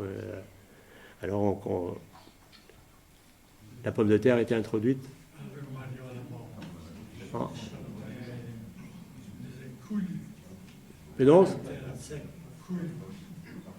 Donc ça a été introduit avant la Révolution, hein, donc, mais bon, ça doit dater, peut-être ces noms-là datent du 15e ou d'avant. Hein. Bel-Air, Cresson, Bellérite, yeah. Après, donc, des noms, des adjectifs, vous avez souvent des biennes, des brasses, des donnes, rues, des fals, funus, glace, pont de glace, le pont en schiste. À Sizun, ils ont même marqué le pont bleu. Hein. Et le collège de Sizun, de Comana, s'appelait le collège de la Pierre Bleue. Gwen, Igel, alors là on a des Igel et des Uel, hein, Igela et Uella, vous avez ici aussi. Cam, Crin, alors on avait tout à l'heure, donc Ergrin. Louette, gris, mat, bon, mélène, jaune, meur, donc auguste, suprême, supérieur, serre, réserve, sec, yen, improductif, froid, esque, tari, asséché, édit, épuisé, peut-être. Ensuite, les vallées, combes, donc une combe, là on a Ménescom, je ne sais pas si vous avez des combes par ici, à Ménescom, donc la montagne de la Combe, on a des nantes ou des hantes, si on creux vallée, des naus, la pente, dina ou contre-pente, pente, sao, scrap, scrapariard, il y a ça sur Plébin, scrapariard. Stank, étang, mais chez nous, stank, c'est des vallées. Alors je ne sais pas si ici, c'est plutôt étang que vallée. Chez nous, c'est des. En Cornouailles, là, c'est. Stanken, le vallon, le ravin, Traun, la partie inférieure. Alors pour Ménescom, Ménesrom, comment écrire, parce que Ménesrom, donc il s'écrit comme ceci, disons en français. Mais bon, après, on l'a mis en breton avec un C apostrophe H, alors on n'a jamais tellement dit Ménesrom. Hein. Mais on voit que quand on met des panneaux bilingues, en français, on a tendance à mettre le aussi devant tous les noms. Hein. On a vu ça tout à l'heure, même pour les noms pluriels ou les noms féminins. Donc là, sur le panneau français, on a mis le Méneshomme. Alors je ne sais pas s'il y a certains poussent à la roue, parce que là, pour faire les panneaux, toute lettre compte hein, pour du point de vue monnaie. Hein. Donc, et donc après, si vous traduisez le Méneshomme, ben, en breton, ça fait Arménesrom. Hein. Mais en breton, on ne dit pas Arméneshomme, on dit Méneshomme. Hein. Ménébré, Ménézaré. Hein, donc la traduction du français peut induire en erreur aussi. Et ici, vous avez sur le canal Sainte-Marie de Ménescom. Hein, alors C-O avec son chapeau M-E. Et donc ce com là fait penser à un saint. Donc saint. Com. Hein, et qui est avec saint com en général, c'est com et Damien. Donc il y a une chapelle après qui est à Saint-Nic, hein, qui est en contrebas, là près de Sandcom finalement ici, hein, Gosker Sandcom. Et donc la chapelle s'appelle Saint-Com. Moi je n'ai connu que Saint-Com. Et maintenant quand je vois des articles de journaux, c'est Saint-Com et Damien. Donc ça, on a sans doute, ou bien peut-être, ou certainement, un com qui est une combe qui est devenu saint. C'est-à-dire que souvent les saints romains là ont été aussi adaptés à des noms de lieux qui ressemblaient au nom du saint. À Camaret, on a l'Anilienne, hein, et à côté il y a une chapelle, c'est Saint-Julien. Donc, et maintenant on a enlevé l'Anilienne, ça a disparu, et c'est le quartier de Saint-Julien. Et souvent, dans les quartiers, là, quand vous regardez les cadastres, il y a souvent des saintes Madeleine et saintes... enfin, toutes sortes de... Alors, les vallées, en Ang, Arfos, Gouelet, Goulit, chez nous, la partie inférieure, hein, c'est le contraire de Goré. En Guant, la faille, le bas-fond. En Iferne, bon, là, l'enfer, le lieu bas. Donc, on a mis... à Telgruc, il y avait parc en Iferne.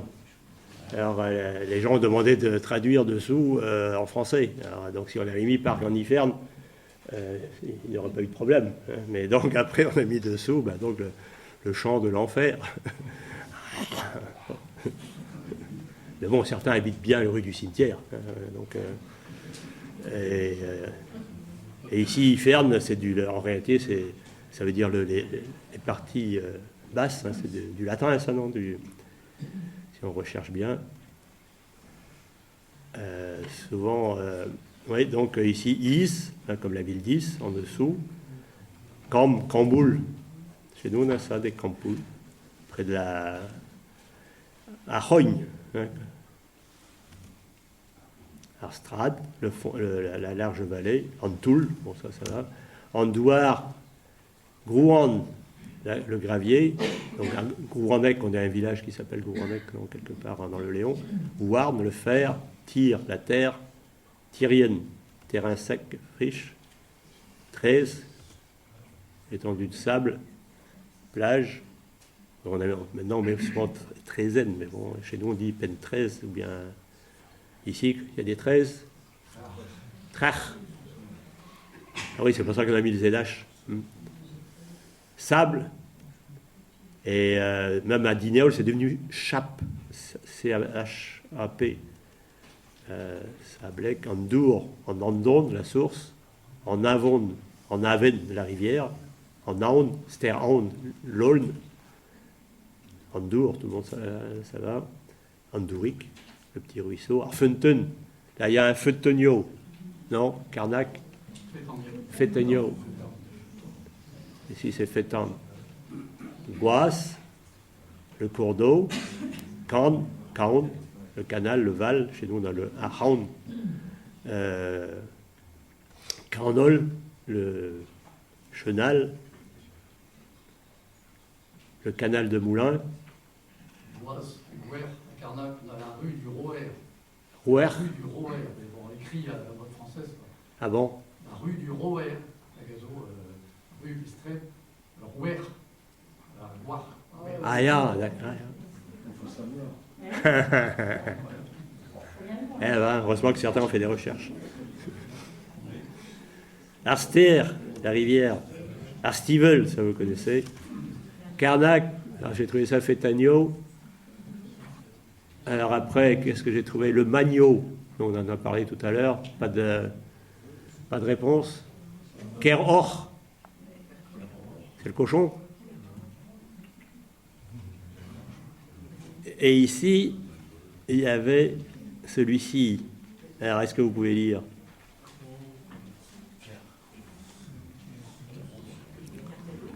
Kercado, donc ça doit être Kercadou, le combat Cadou, mais bon, après, à voir, peut-être si ça n'a pas été transformé, ça. Nom de personne. Kéros, c'est bien, oui. Kéros, alors comment on dit dans d'élué, d'en haut, et d'Enias, d'en bas, hein, Kéros, parce que je ne pouvais pas lire là ce qui était là dans le rouge.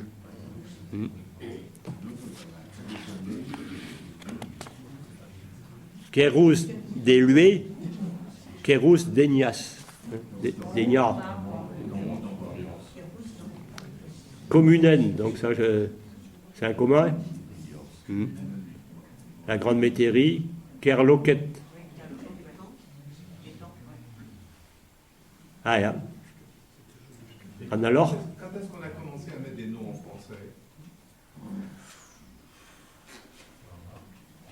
Et là, il y en a certains, hein, quand même, sur le cadastre. Donc ça date de 1830. Hein, et en ville, on a mis plus de noms en français qu'à la campagne. Les Thierry, c'était plus simple pour le scribe, volontairement le mot scribe, parce que c'est vraiment ce qu'il faut dire. Bon, celui qui était chargé, le notaire ou d'autres, mais là c'est pas un notaire, là c'est celui qui a accompagné l'agent, parce que peut-être que ce serait intéressant que tu expliques comment s'est passée la collecte des noms quand on a fait le cadastre. Ah, ça tu peux peut-être le dire alors. Ben, on était ici dans un pays monolingue breton.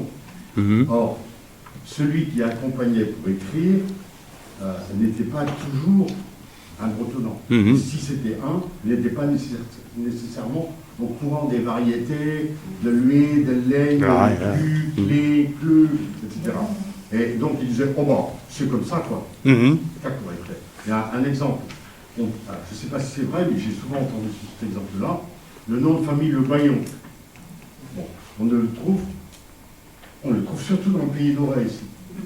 Bon, vous allez dans le pays d'Orient, vous allez avoir plein de Billons, mais pas de Bayon. En fait, Bayon est la Bayonne locale de Billon.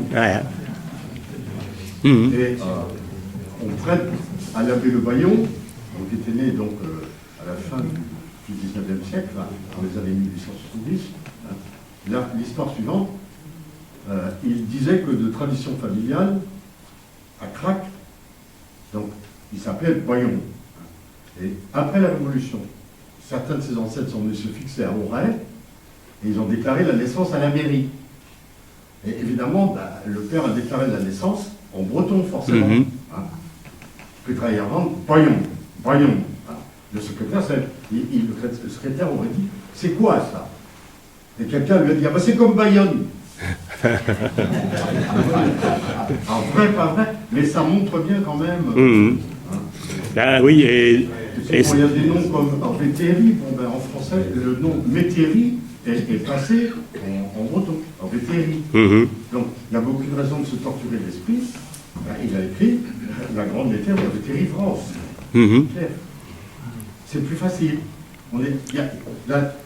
La réaction de la facilité, c'est une réaction qui est depuis loin, oui. Et puis, tous ces noms-là, encore une fois, il y a l'usage du nom écrit généralisé de très récemment. Quand j'étais enfant, il n'y avait pas une pancarte indiquant les noms de chemins sur la commune de Plouay, il n'y en avait pas. Chacun savait bien que tel chemin conduisait à tel endroit, mais le nom ne figurait nulle part. Actuellement, il y a des panneaux partout. Hein, donc, vous allez sur une route, il y a des panneaux partout. Dans les années 1990, à Plouay, sur les noms de lieux avec des bretonnants native speakers, dont certains uniquement bretonnants. Ils avaient du mal. T'es sûr que c'est comme ça? Ah, mais oui, c'est marqué. Bah oui. Leur mémoire était elle-même déformée parce qu'ils avaient vu sur les panneaux. Mais l'avantage de ça, c'est que finalement, ça a été aussi fixé ici sur le cadastre là, et après, donc, il faut faire des recherches pour voir ce qui a pu être dit, comment ça a été retranscrit à la mode française, parce qu'autrement aussi, après, quand les gens s'expriment aussi par oral, finalement, ça évolue aussi, et pas forcément... Enfin, là, ils ont été fixés pour le moment. Il y a une nécessité d'étudier, comme tu dis plusieurs fois, ah oui, là, il y a du boulot. Comment on trouve à tel endroit, est-ce que c'est pas pareil, etc. Bien sûr, ça travaille de ah oui, là, travail d'une vie, là, pour certains. Andour, en Aber. Donc là, après les NS, donc souvent on les retrouve aussi sur des rivières. Arfroud, Kampfroud, par exemple, l'hôpital Kampfroud. Il y en a qu'on a les jeunesses. Ah oui, j'ai vu ça, oui. L'ancienne forme était les NS. Les NS. Oui, ça j'ai vu, oui. Probablement la presqu'île. Certains ont voulu voir les NS, la cour seigneuriale de l'île, mais comme a priori il n'y a jamais eu de cour seigneuriale à son ah ouais. Ce serait plutôt les NS. Autrement, il y a les DNS, oui. Les DNS. Pour les gens qui connaissent un peu le pays, bon, les Canadiens ne savent pas ça, mais Saint-Colomban s'appelait les NS Bras, et le les jeunesse actuel s'appelait les NS Bien. Ah ouais.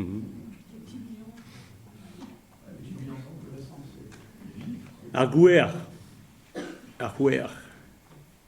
Quimper, bon, le confluent, à l'Aisne, lac, l'étang, bassin, à l'Or.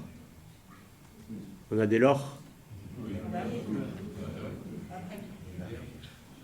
À l'AR, ici, bon, celui-là, elle est à la Bordoire, mais aussi, c'est les sillons, les petits sillons de 12 à, enfin, de 10, les petits champs de 10 à 12 sillons. Mais il y a aussi, sur le bord de mer, on a souvent des héros vili, des sillons de galets. Caméro, donc à Camaret, par exemple, ça s'appelait Cameret Krauson, les Camarets. Des mares, donc des Landarmarou, ou bien c'était des champs écobués, on retournait les mottes à l'air d'une mare, une petite houe, avant qu'elle ne soit brûlée. Landarmarou, bon, quelquefois en Navarro, simplement. Il y a aussi là-dessus Marat. Donc il y a une chose. Ah oui, Marat. La partie qui est écobuée, il y a un exemple classique à publier de transformation récente qui est comment le Maratland. Ah ouais. Maratland, qui a été orthographié Maratland. Et pourquoi vous avez écrit ça comme ça? Ben, c'est parce qu'il y a un temps, les marchés se tenaient là quand il y avait la peste dans le bourg. Ah ouais. Qui est-ce qui vous a dit ça? Ah ben on dit ça, hein. Donc, non, mais étymologie. Et ça s'appelle maintenant Maratland. Ah, alors que c'est Maratland. Ouais. Parce que c'est vrai qu'en breton, localement, c'est difficilement faire la différence, mais c'est sûrement ça. Alors, les lieux d'activité qui vigèrent à Rouy, à Halle, à Venglo, à Vengleus, à Mine, à Mengleo, à Vinglé. Alors, on a souvent des morts aussi, hein, qui sont des endroits. Donc, Croix-Riva, l'endroit de jeu, le lieu de jeu. Après, on a fait des Machaler, le marché, Arveil, Arvelein, hein, en Ogel, le rouissoir, Arpus, Arpins, Puce, Argoret. Alors là, souvent, c'est devenu des gorées, ceci. Hein, donc, c'est des gores, des pêcheries. Vous avez des gorées? Gourettes. Penor-Goret, le goût de la pêcherie. Ouais. Mais ça aurait été au Guilvinac qu'ils avaient gardé le goré pendant un bout de temps. Le petit cochon. Hein. Arvoulien, le bourbier, la fondrière, Andol, la basse-terre, le méandre, le polder, Arfang, la Gadou, Yun. Ici, vous avez des Yun. C'est plutôt dans les monts d'Arrée, ça, non? Le Yun-Élès, Arhun, qui est devenu Yun avec un Y là. Arverne, le marais, le lieu planté d'aulne, on a vu tout à l'heure, terrain à fontaine, Corse, donc la roselière, et Lagat, Kerlagat, donc là c'est un champ, un lieu inondé aussi. Il y a Lagadiar à Camaret, les alignements. L'Érit, Mours, bon ça se trouve pas souvent, hein. Palut, on a vu tout à l'heure. Prix, Siline, alors ça on a sur l'Es-Nevin, on a l'Anne-Siline, le marécage. Donc comment faire? Cadascos évite d'Erelbeo en anno Yukos, et Ranker d'esquive raisonné, l'en l'euriou varan d'envaisement, Coms, quand tu causes de Zarvro, Kautskian Varn, Classe quand on oyu et Cadascos argumun, Renabli aneo, Monde varan d'achen, Monde et d'arampret, Ganan nili, évite la cas dans Yusé, d'Adal Vezout. Donc en français, donc, oui, il faut pour maintenir vivant, alors peut-être qu'il y a un S à vivant, non les noms de lieux. Alors il faut apprendre le breton le plus possible, enfin, essayer de, ou bien au moins former un groupe de travail avec certains qui s'y connaissent, hein, lire des livres, donc sur le sujet. Alors là, les 2 livres qu'on a ici, nous, ils sont épuisés, hein, donc si vous les trouvez dans les... c'est bien d'aller peut-être chiner un petit peu, fouiner, enfin voir dans les vieux livres, hein, parce que ça c'est un dictionnaire des noms de lieux bretons, c'est quand même important, quoi. Vous pouvez l'acheter à n'importe quel prix. Ça a été publié par le Chasse-Marée, ça non le Chasse-Marée Armen à chaque fois, et celui-ci par Cop Brace, mais il est épuisé aussi. Alors, avoir un esprit critique, parce que oui, quelquefois, c'est pas évident. Donc après, certains disent que c'est comme ci et d'autres c'est comme ça. Donc comparer et puis aller sur le terrain et aussi voir les anciens, la façon de prononcer et tout ça. Mais donc il faut tout mettre côte à côte et essayer de tirer le meilleur parti. Hein, donc les archives, ce qui est intéressant maintenant, c'est qu'aux archives départementales, en un clic, on est dessus. Hein, archives départementales du Morbihan, 56. Alors vous arrivez sur cette page-là, vous cliquez sur cadastre, ici. Hein. Et puis une fois que vous avez cliqué sur cadastre, vous arrivez sur cette page où on vous demande le nom de la commune. Alors si vous ne savez pas, il y a une liste à côté, mais il vaut mieux savoir ce que vous allez chercher quand même. Et après, vous mettez plan napoléonien, vous cliquez là. Et puis, ici, par exemple, sur Carnac, j'ai cherché 1830, on a le plan en entier, là, hein, vous voyez, celui-là. Mais bon, ici, je ne peux pas zoomer. Mais si vous l'enregistrez, vous faites une photo de l'écran. Mais dans le Morbihan, c'est moins bien que dans le Finistère. Dans le Finistère, ils ont une petite icône ici sur la droite où on peut enregistrer en JPEG. Et une fois que vous l'avez en JPEG, vous pouvez zoomer. Et ils ont aussi en haute définition sur le Finistère, donc HD. Hein, et donc là, c'est bien parce qu'en zoomant, vous arrivez à avoir tous les noms de villages. C'est ce que je vous ai montré tout à l'heure, mais tout à l'heure, je n'ai fait que des photos d'écran de certaines parties, quoi, parce que sinon, c'était trop petit. Intervenir, tu n'as pas les noms de villages sur le parcellaire, en fait. Tu as des numéros qui se reportent à un livre. Bon, oui, mais là... Sur le parcellaire, normalement, tu n'as pas le nom. Oui, donc sur le tableau d'assemblage, on a tous les noms des villages. Donc là, on arrive ici aux sections, donc sur le parcellaire. Donc là, vous avez le tableau d'assemblage, hein, et après, vous avez les sections. Hein, donc section A du Hound, hein, ici. Et après, vous avez toutes les sections, donc A, B, C, D, etc. Et aussi A1, A2, et là, c'est là qu'on n'a que les numéros. Hein, et on a les villages, les noms des villages, et après les numéros des parcelles. Et il faut se reporter après au... Oui, donc vous avez le... Ah, c'est en breton encore. Les noms des champs, on peut les trouver sur les archives départementales? Oui, mais je vous indique là. Je vous indique, je ne suis pas arrivé là. Alors le plan cadastral d'assemblage avec des sections. Donc A, B, C, ici à Carnac, il y a jusqu'à I ou J peut-être. Après, donc vous avez, à côté, vous avez un état des sections. C'est un registre pour connaître le nom des parcelles, parce que sur les plans, vous n'avez que des numéros. Et après, vous allez sur le registre du plan des parcellaires, là, hein, et là, vous avez le nom, hein, le nom de la parcelle, la surface, l'utilisation, le nom du propriétaire, le montant de l'impôt. On peut l'avoir aussi à la mairie, peut-être. Hein, mais ici, il est en ligne, normalement, sauf pour le Morbihan, où c'est pas encore les... Il n'y a pas dans les archives départementales, Non. Ben, certaines mairies ont perdu les leurs. D'autres ont été bombardées, comme à Telgruc, par les Américains. Hein, donc, Carnac est consultable aux archives départementales. Oui. Donc, c'est dans les archives départementales, vous y allez, vous trouvez. Mais on ne peut pas les ouvrir.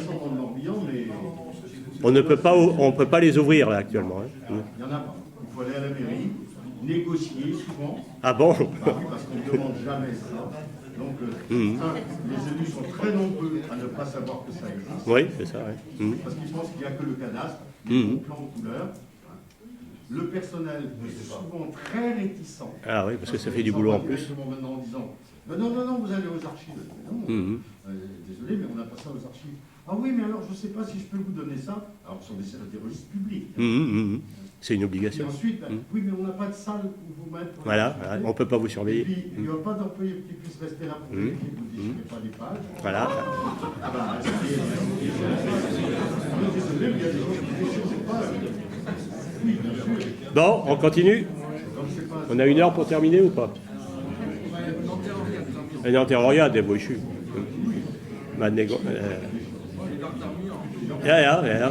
Donc c'est bon si on me laisse continuer. Alors ici, je parle du Morbihan, quoi, parce que j'ai quand même cherché sur le Morbihan.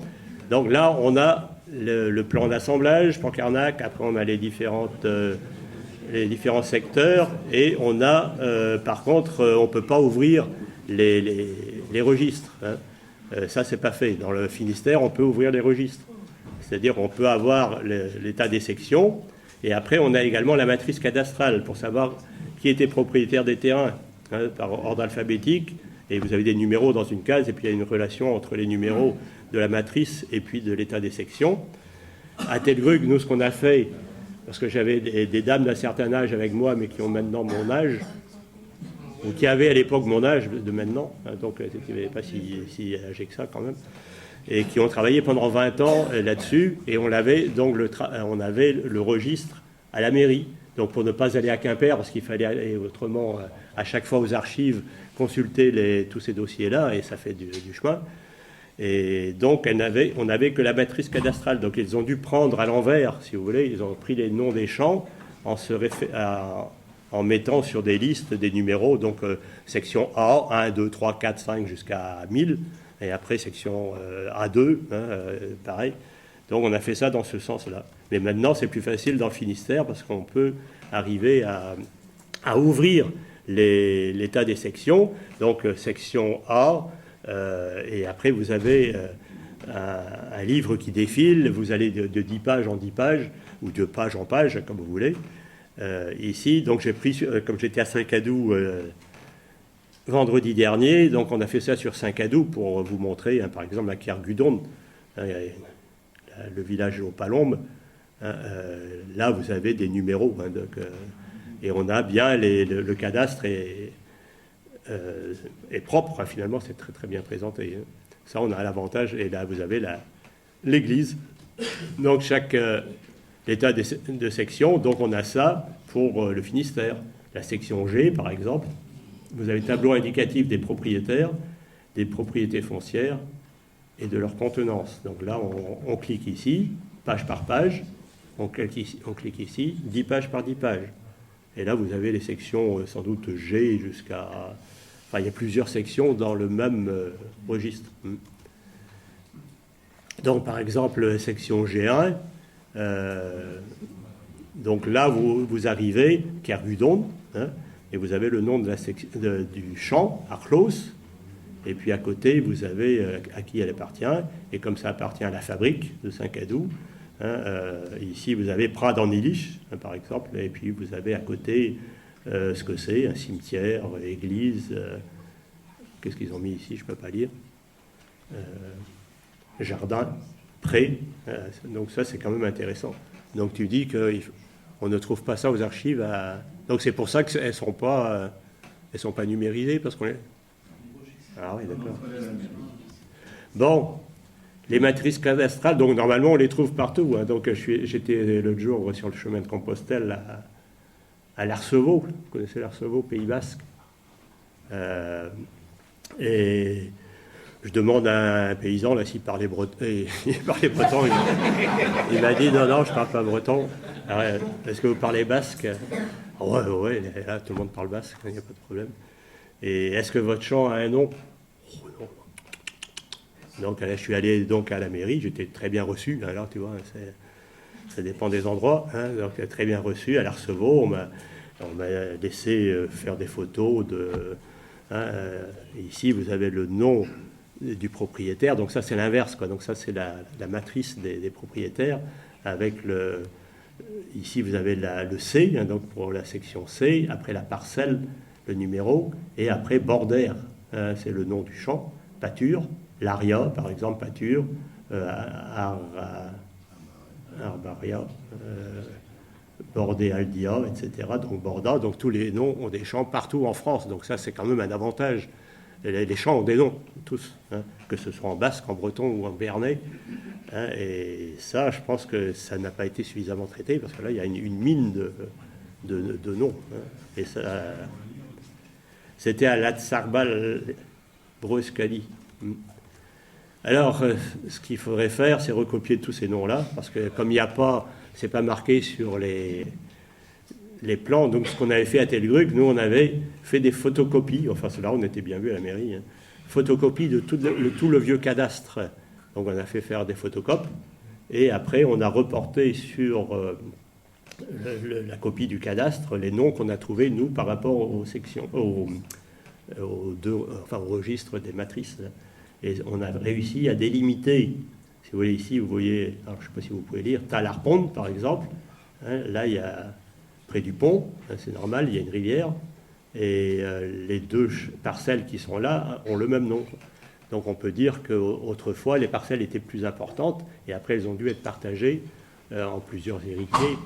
Donc ça fait que quelquefois on a, ici par exemple, vous avez 10 ou 12 parcelles qui ne devaient pas être très larges, et qui avaient le même nom, mais en plus elles étaient séparées par des talus, donc ça fait qu'à la fin, pour cultiver le champ, il n'y avait plus grand-chose. Alors, maintenant, utiliser ces noms pour mettre des noms aux rues, c'est ce qu'on a vu tout à l'heure au début, parce que les paysans, autrefois, cultivaient les champs et ils savaient où ils allaient. Les champs avaient des noms, mais les rues n'avaient pas de nom. Donc, on allait au champ un tel... et puis, il y avait moins de panneaux aussi sur les routes. Maintenant, là, on voit la profusion des panneaux. il y a sûrement quelqu'un qui doit gagner de l'argent à mettre des panneaux 70 ou 50 et 30 et 20. Après, 50 mètres plus loin, on a 90. Enfin, alors, mais bon, ici, c'est bien parce qu'on peut se diriger, le GPS y suit. Et en conclusion, alors les dangers que les Bretons ont un peu oublié leur langue quand même. Hein, et pourquoi? Parce que ça n'a pas été enseigné, hein, finalement. Bon, pourtant, tout le monde est d'accord pour la conserver. Hein, ça fait partie du patrimoine. Peu d'élus connaissent le breton. Hein, donc la nouvelle municipalité à Telgruc, par exemple, on a des élus qui sont de partout, hein, mais qui sont de bonne volonté, mais il faut leur dire et puis en discuter avec eux. Ils ont des nouvelles méthodes peut-être aussi pour gérer la commune, avec en plus de commissions extra-municipales, etc. Donc ça permet aussi au moins de discuter avec les citoyens et puis peut-être de ne pas mettre n'importe quel nom, parce que quelquefois aussi, certains demandent aux riverains qu'est-ce que vous voulez qu'on mette à votre rue comme nom. Alors certains disent Claude François, d'autres Johnny Hallyday. Et on a aussi des noms qui sont proposés, proposés par l'État, hein, des noms surtout de personnages qui ont fait la grandeur de la France. Pape Diouf, je ne sais pas si vous connaissez Pape Diouf, donc ex-entraîneur de l'Olympique de Marseille. Et des femmes souvent aussi. Donc, des femmes, c'est un peu normal parce qu'il manquait quand même de femmes dans les noms de rue. Mais comme on a vu tout à l'heure, préférons quand même les noms traditionnels, ça portera moins à polémique, parce qu'après, on ne sait pas ce que ces gens à qui on a... Bon, il y a Edith Piaf, par exemple, qui a été mise à Landerneau. Bon, Edith Piaf a quand même un peu chanté pour le STO et l'occupant. Hein, donc, en prenant des noms qui sont déjà là, donc on n'a même pas demandé aux gens ce qu'ils veulent comme nom. Hein, on garde les noms du... Et autrefois, c'était ça, dans les villages. Il y avait le village. Bon, on peut mettre aussi des numéros. Ça a été fait dans certains endroits. On met des numéros au village, et puis c'est tout. Hein. Donc, comme ça, on a en plus, c'est pas 1, 2 ou 3. Maintenant, c'est 1580, parce que c'est métrique. Hein. C'est-à-dire que ça fait des numéros 2543 par calandre. Hein. Et souvent, les élus sont aussi stressés parce qu'on leur demande de faire des choses par l'intermédiaire de la Poste, qui est quand même une entreprise semi-privée qui fait de l'argent grâce à nos impôts, quoi, quelquefois. Parce que, comme c'est la Poste qui fait le travail au départ, ben les élus souvent laissent la Poste continuer à faire les panneaux aussi. Mais si on fait un comparatif du prix des panneaux proposés par la Poste et par d'autres entreprises, il y a une différence. Donc ça, il faut savoir aussi. Alors, on continue. Les regroupements de communes favorisent aussi la francisation, c'est-à-dire, par exemple, Bon Repos sur Blavette au lieu de Laniscade, Perrette et Saint-Gelven. Bon Repos sur Blavette. Comment? On s'y repose bien. Donc ici, par contre, on a Évelis, non, dans le Morbihan. Bon, là, c'est un peu... Il y a des noms de rivières, bon, c'est gardé... Bon, donc la banalisation des noms remplace la spécificité et la diversité de ceux-ci. On a aussi Bossé-sur-Mer, on a la Ploubalay, etc. C'est que ça, oui. Comment? Ploubalay est devenu Bossé-sur-Mer. Parce que c'est beau. C'est beau. Bossé. Non, c'est une anse l'anse de Bossé. Comment? C'est un montage. Non, c'est vrai. C'est-à-dire qu'il y a plusieurs communes autour de Ploubalay qui ont été regroupées pour faire la grande commune de Bossé-sur-Mer. Et souvent, on mettait sur mer, c'est attractif quand même, hein, parce que c'est... Telgruc, c'était Telgruc jusqu'en 1936, après ça est devenu Telgruc-sur-Mer, donc il y avait quand même un intérêt à mettre sur mer.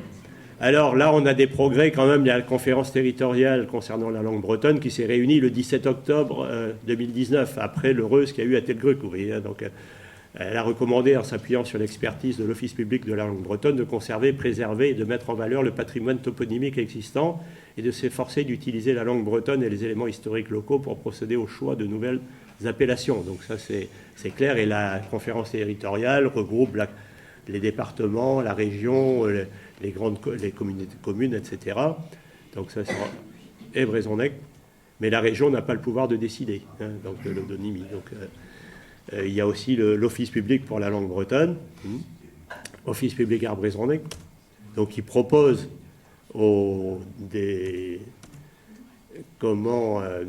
qui propose ses services aux conseillers municipaux qui le désirent, c'est-à-dire que ça marche bien, il y a un bon travail de fait là, et il y a une personne qui est spécialisée ou qui s'occupe des noms de lieux, qui s'appelle donc on va voir le nom qui va apparaître tout de suite, mais bon, les maires souvent, ben oui, ils suivent les recommandations, hein, et puis souvent ils ont plein d'autres choses à faire aussi que ça, quoi. Donc c'est ça le problème, c'est qu'il faudrait dans ces cas-là prévoir ces projets-là bien à l'avance, quoi, et faire en sorte qu'il y ait une discussion, que ça se fasse dans la démocratie. Alors c'est Hervé Guegen qui s'occupe de ça à l'office, donc l'office est à Carhaix, on peut lui téléphoner, écrire aussi par des mails, etc., si on a des problèmes de signalétique ou bien de remarques à faire. Et on a aussi OpenStreetMap, alors je ne sais pas si vous connaissez, c'est des anglais ça, c'est la carte ouverte sur le monde, et elle est en français ou en breton, hein. Donc on a OpenStreetMap BZH. Alors là c'est un projet collaboratif mené par des contributeurs d'OSM, OpenStreetMap, parce que souvent c'est les mêmes qui font Linux et tout ce qui est ouvert là sur... donc le but est d'injecter dans OpenStreetMap la carte en ligne libre, donc des toponymes et des objets particuliers, donc ça c'est des endroits particuliers, quelquefois des hôtels ou bien des je sais pas quoi, en langue bretonne, et d'en proposer un rendu spécifique. Les traductions et l'adaptation suivent les recommandations de l'Office public pour la langue bretonne. Et donc, pour voir comment ça marche, donc vous avez, si vous cliquez sur OpenStreetMap, carte en breton, donc vous arrivez là-dessus, vous voyez que c'est marqué Roison. Armand, c'est marqué aussi. Orléans, Torgne, Angers, donc tout est en breton. New York, je pense que ça doit être en breton aussi. En Nahor-Neve, Rouen, hein, vous voyez. Donc c'est une carte en breton. Et donc pour Carnac, voilà ce qu'on a en breton. Entik ar Hamelia, Stred ar Veinek, Stred ar Velin, ar Velun, Stred Bellevue, Stred ar Gorigranet, Stred Ilertisen, ça c'est Hébro-Allemagne, hein, Ilertisen, Hébro en Allemagne et Hébro-Bavaria, nous enquête clairement, Ilertisen. La ville jumelée à Carnac, hein. Stred ar Grugel, vous voyez, ar Grugel de Tumulus. Alors là, j'ai perdu mon... Hop, et on a une autre carte, hein, du côté de Entik ar Veinek. Ar Veinek, vous voyez, on peut voir ça là ou bien non? Ça se lit? Oui. Kerdero, hein, vous voyez ici, Kerderv, hein, là. Donc c'est pas si mal fait que ça, hein. Et après, les gens peuvent... Donc, vous pouvez vous créer un compte sur OpenStreetMap, vous mettez votre nom, vos références, etc. Vous injectez là-dedans des noms et vous mettez où est-ce que vous les avez trouvés. Si c'est une personne qui vous l'a dite, par exemple, si vous avez trouvé sur un vieux papier qui date de telle et telle année, si vous avez trouvé sur le vieux cadastre, sur le pouillé de je ne sais où, etc. Hein, ou sur donc après, donc il y a plusieurs noms pour une rue, et puis après il y a un tri qui se fait, et il y a même non pas un seul nom, mais on peut choisir plusieurs noms. Et donc finalement, il faut savoir aussi qu'il y a la BAN, la banque, donc qu'est-ce que je dis, la base d'adresse nationale à Paris, hein, qui s'occupe de l'adressage et qui fait appel à OpenStreetMap justement pour les adresses en breton. Donc on ne peut pas dire qu'on ne peut pas mettre des adresses en breton, il n'y a pas de problème. Et j'ai vu récemment que même dans la BAN, il y a même des noms, des adresses bilingues maintenant, quoi, des noms bilingues. Parce que pourquoi n'y aurait-il qu'une ligne? Parce qu'il paraît que les machines, là, c'est les machines performantes que nous utilisons, peuvent mettre plusieurs choses, hein, plusieurs lignes, etc. Quand vous tapez sur Google un nom et que vous l'écrivez mal, il va vous proposer le nom bien écrit. Enfin, l'écrit comme il veut, lui, que ça se fasse. Hein. Donc, il faudrait que la Poste fasse la même chose et que, même si vous écrivez mal votre adresse ou si vous écrivez en breton ou en allemand, hein, le courrier arrive quand même. Donc, et puis pour l'histoire des secours et tout ça, on peut aussi le faire sans avoir de branchement Internet, je pense, ou bien par téléphone portable, par satellite, ça peut se faire. Si vous êtes en mer, que vous êtes perdu et que vous avez votre portable, on va vous trouver, alors que vous n'avez pas de nom de rue à donner, hein, pour les secours. Alors, on y va. Donc, il y a des noms en breton encore pendaben. Alors, j'espère qu'ici, on en a encore quelques-uns. Là, vous voyez, il y a des noms en breton. Quelquefois, ils ne sont pas écrits comme en breton standard, mais bon, plus ou moins. C'est donc la prononciation est quand même... l'Hervili, par exemple, ça, c'est en Hérovili. Hein, l'Hervili. En Hérovili, le cordon de Galets. Bon, il y a quand même Chapelle, ça, c'est à... Vous savez où c'est? Ouais, très bien. Esquibien. Alors ici, Penarmédé, vous voyez, bon, c'était écrit à la française, hein, le Kéo, etc. Alors, est-ce qu'il vaut mieux les garder comme ça, ou bien, panneau bilingue, ça c'était le GRUC, donc on a ce genre de choses. Certains disent c'est pas bien de mettre du français dessous, mais il faut dire que ça, ce sont des nouvelles rues, c'est-à-dire que c'est des micro-toponymes, c'est pas des rues, parce qu'on nous a enlevé les noms des villages. Parce que si on met des noms de rues au village, on supprime le nom du village. Ça se passe à Plouézor, près de Morlaix actuellement.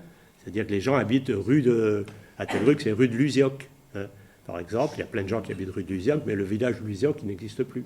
Donc on a remis des noms, des micro-toponymes à Lurguère ou des choses comme ça dans le village de Luzioc pour avoir des noms qui tiennent, enfin qui soient en relation avec le territoire, hein, mais l'idéal, c'est de garder les noms de villages. C'est pas la peine d'aller créer des noms de rues, parce que ce qu'il faut dire, si on fait des noms de rues, combien de panneaux il faut? Au moins 2 panneaux. Après, il faut indiquer la rue. Il faut qui est-ce qui fait de l'argent là, hein? Parce que là, je crois qu'en regardant bien autour de nous, il y a quand même des gens qui doivent faire de l'argent sur ce compte-là, donc payés par les communes, parce que les communes doivent payer ça et ça coûte, je sais pas, de 10 000, 20 000 euros. Ouais. Alors au Pays Basque, sur le chemin de Compostelle, on trouve ça, hein, Camino de Compostela, par exemple, donc un peu partout, là, si vous y allez, on trouve des noms en basque, en béarnais, bilingue. Bon, là, vous voyez, Gamart, bon, il n'y a pas grand-chose comme différence. Hein, donc c'est là qu'il faudrait peut-être aussi éventuellement mettre une seule orthographe, ou bien je ne sais pas comment il faudrait faire, parce que les 2 orthographes ne sont pas souvent compatibles, le français et le breton. Par contre, on a aussi mettre le breton en valeur. Ici, on est encore à Enemgaron, Mornay-les-Guillet, donc souvent il y avait des inscriptions sur les murs. Ici, c'est l'abri du marin à Poulgoisec, sur les noms de maisons, hein, Cavelvaré, Tibien, hein, et sur les noms de bateaux, alors là je ne peux pas lire. Ici c'était Plujadur, mais Plujadur il était sur le quai. Alors merci pour votre attention, et vraiment, ne vous pouvez la dénouer, il a 4 plus, et plus, ça pèse. Donc je crois qu'on va arrêter là, hein, et comment... ce genre, pour avoir les exercices pratiques, bon, vous les avez dans le livre. Et dans le livre, il y a également un petit travail pour les jeunes et les moins jeunes, c'est-à-dire que c'est un tour de Bretagne un peu, comment on appelle ça, maintenant quand on fait des jeux interactifs et puis virtuels et ludiques, mais si quelqu'un le faisait sur la machine, ça irait, ça pourrait se faire. C'est-à-dire que il y a Malo et Lysique. Il y avait un petit enfant qui s'appelait Malo, là, tout à l'heure, qui a son petit-fils qui s'appelle Malo. Ah, il est parti.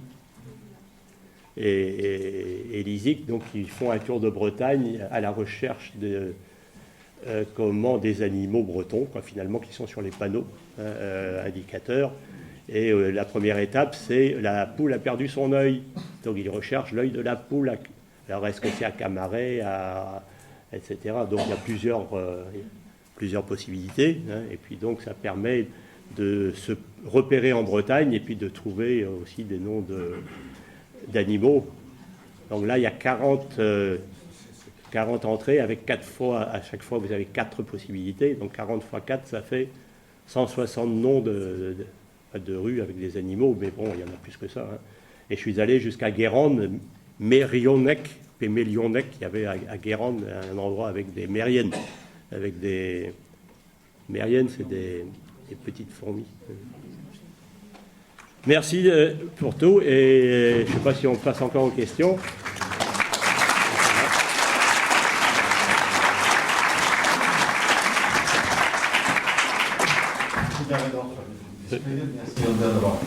Juste dire que mentionne plusieurs fois l'Office public. L'Office public a fait un très gros travail de collecte de micro-toponymes, de toponymes sur le pays d'Auray. Donc il faut les contacter si vous avez des groupes qui commencent à travailler, parce qu'ils ont fait un bon travail de collectage déjà. Donc c'est pas la peine de refaire ce qui a déjà été fait. Hein. Donc l'Office public, il y a eu Nanterre à Vannes, les communes travailler avec l'Office pour celles qui veulent travailler. Bon, toutes les communes ne souhaitent pas travailler avec l'Office. Hein. C'est un cas. Oui, mais quelquefois, c'est bien d'avoir un groupe de travail sur la commune. Alors, ce serait bien d'avoir un groupe de travail sur la commune, absolument. Qui pousse un peu la municipalité, ou bien qui discute. Et puis, il y a autre chose aussi qui se prépare ici dans le pays d'Auray, qui on est juste aux prémices, c'est le pays une affaire de patrimoine vous me corrigez si je me trompe, hein, mais ACTA, la communauté de communes, lance donc un gros travail de collectage du patrimoine. Et voilà, c'est ça, ça se nomme le pays d'Auray, enfin ça se l'intitulé et le pays d'Auray. C'est Pays d'art et d'histoire. Pays d'art et d'histoire. Pays d'art. On retrouve pas ça sur le site d'ACTA, c'est vraiment. Mais je crois qu'il serait important de prêter attention à ça et de commencer à travailler par commune déjà sur ce patrimoine-là. On peut faire du travail sur pendant plusieurs mois, voire plusieurs années, et on arrive comme ça à trouver des choses. La commune de Brec, Patrick Véan et mes valeurs, a fait, lui, une grosse recension de tous les micro-toponymes de la commune de Brec, au moins. Il y en a peut-être pas fait, Michel, sur Carnac, c'est fait aussi. Et puis, c'est à faire sur beaucoup d'autres communes. Tout à fait. Voilà. Oui, je crois que c'est un travail de longue haleine, mais c'est bien parce que ça permet aussi de retrouver, d'échanger. C'est un travail, comme tu disais tout à l'heure, profondément citoyen, et qui met en même temps les anciens, les jeunes retraités, parce qu'eux, ils ont plus de temps que d'autres pour bosser souvent, et puis les actifs aussi, et les nouveaux arrivants. Et les nouveaux arrivants. Ils sont souvent dans le même machin. Pour un peu que les élus acceptent une commission à côté, c'est peut-être pas toujours le cas, je ne sais pas, mais pour un peu qu'il y a une impulsion comme ça, une acceptation de travail, il y a moyen de faire des choses très bien. En tout cas, Tidor Alré, la maison du pays, est toujours disponible pour ça. On n'a pas de service de nuit, mais de en relation évidemment avec l'office public. Voilà. Merci.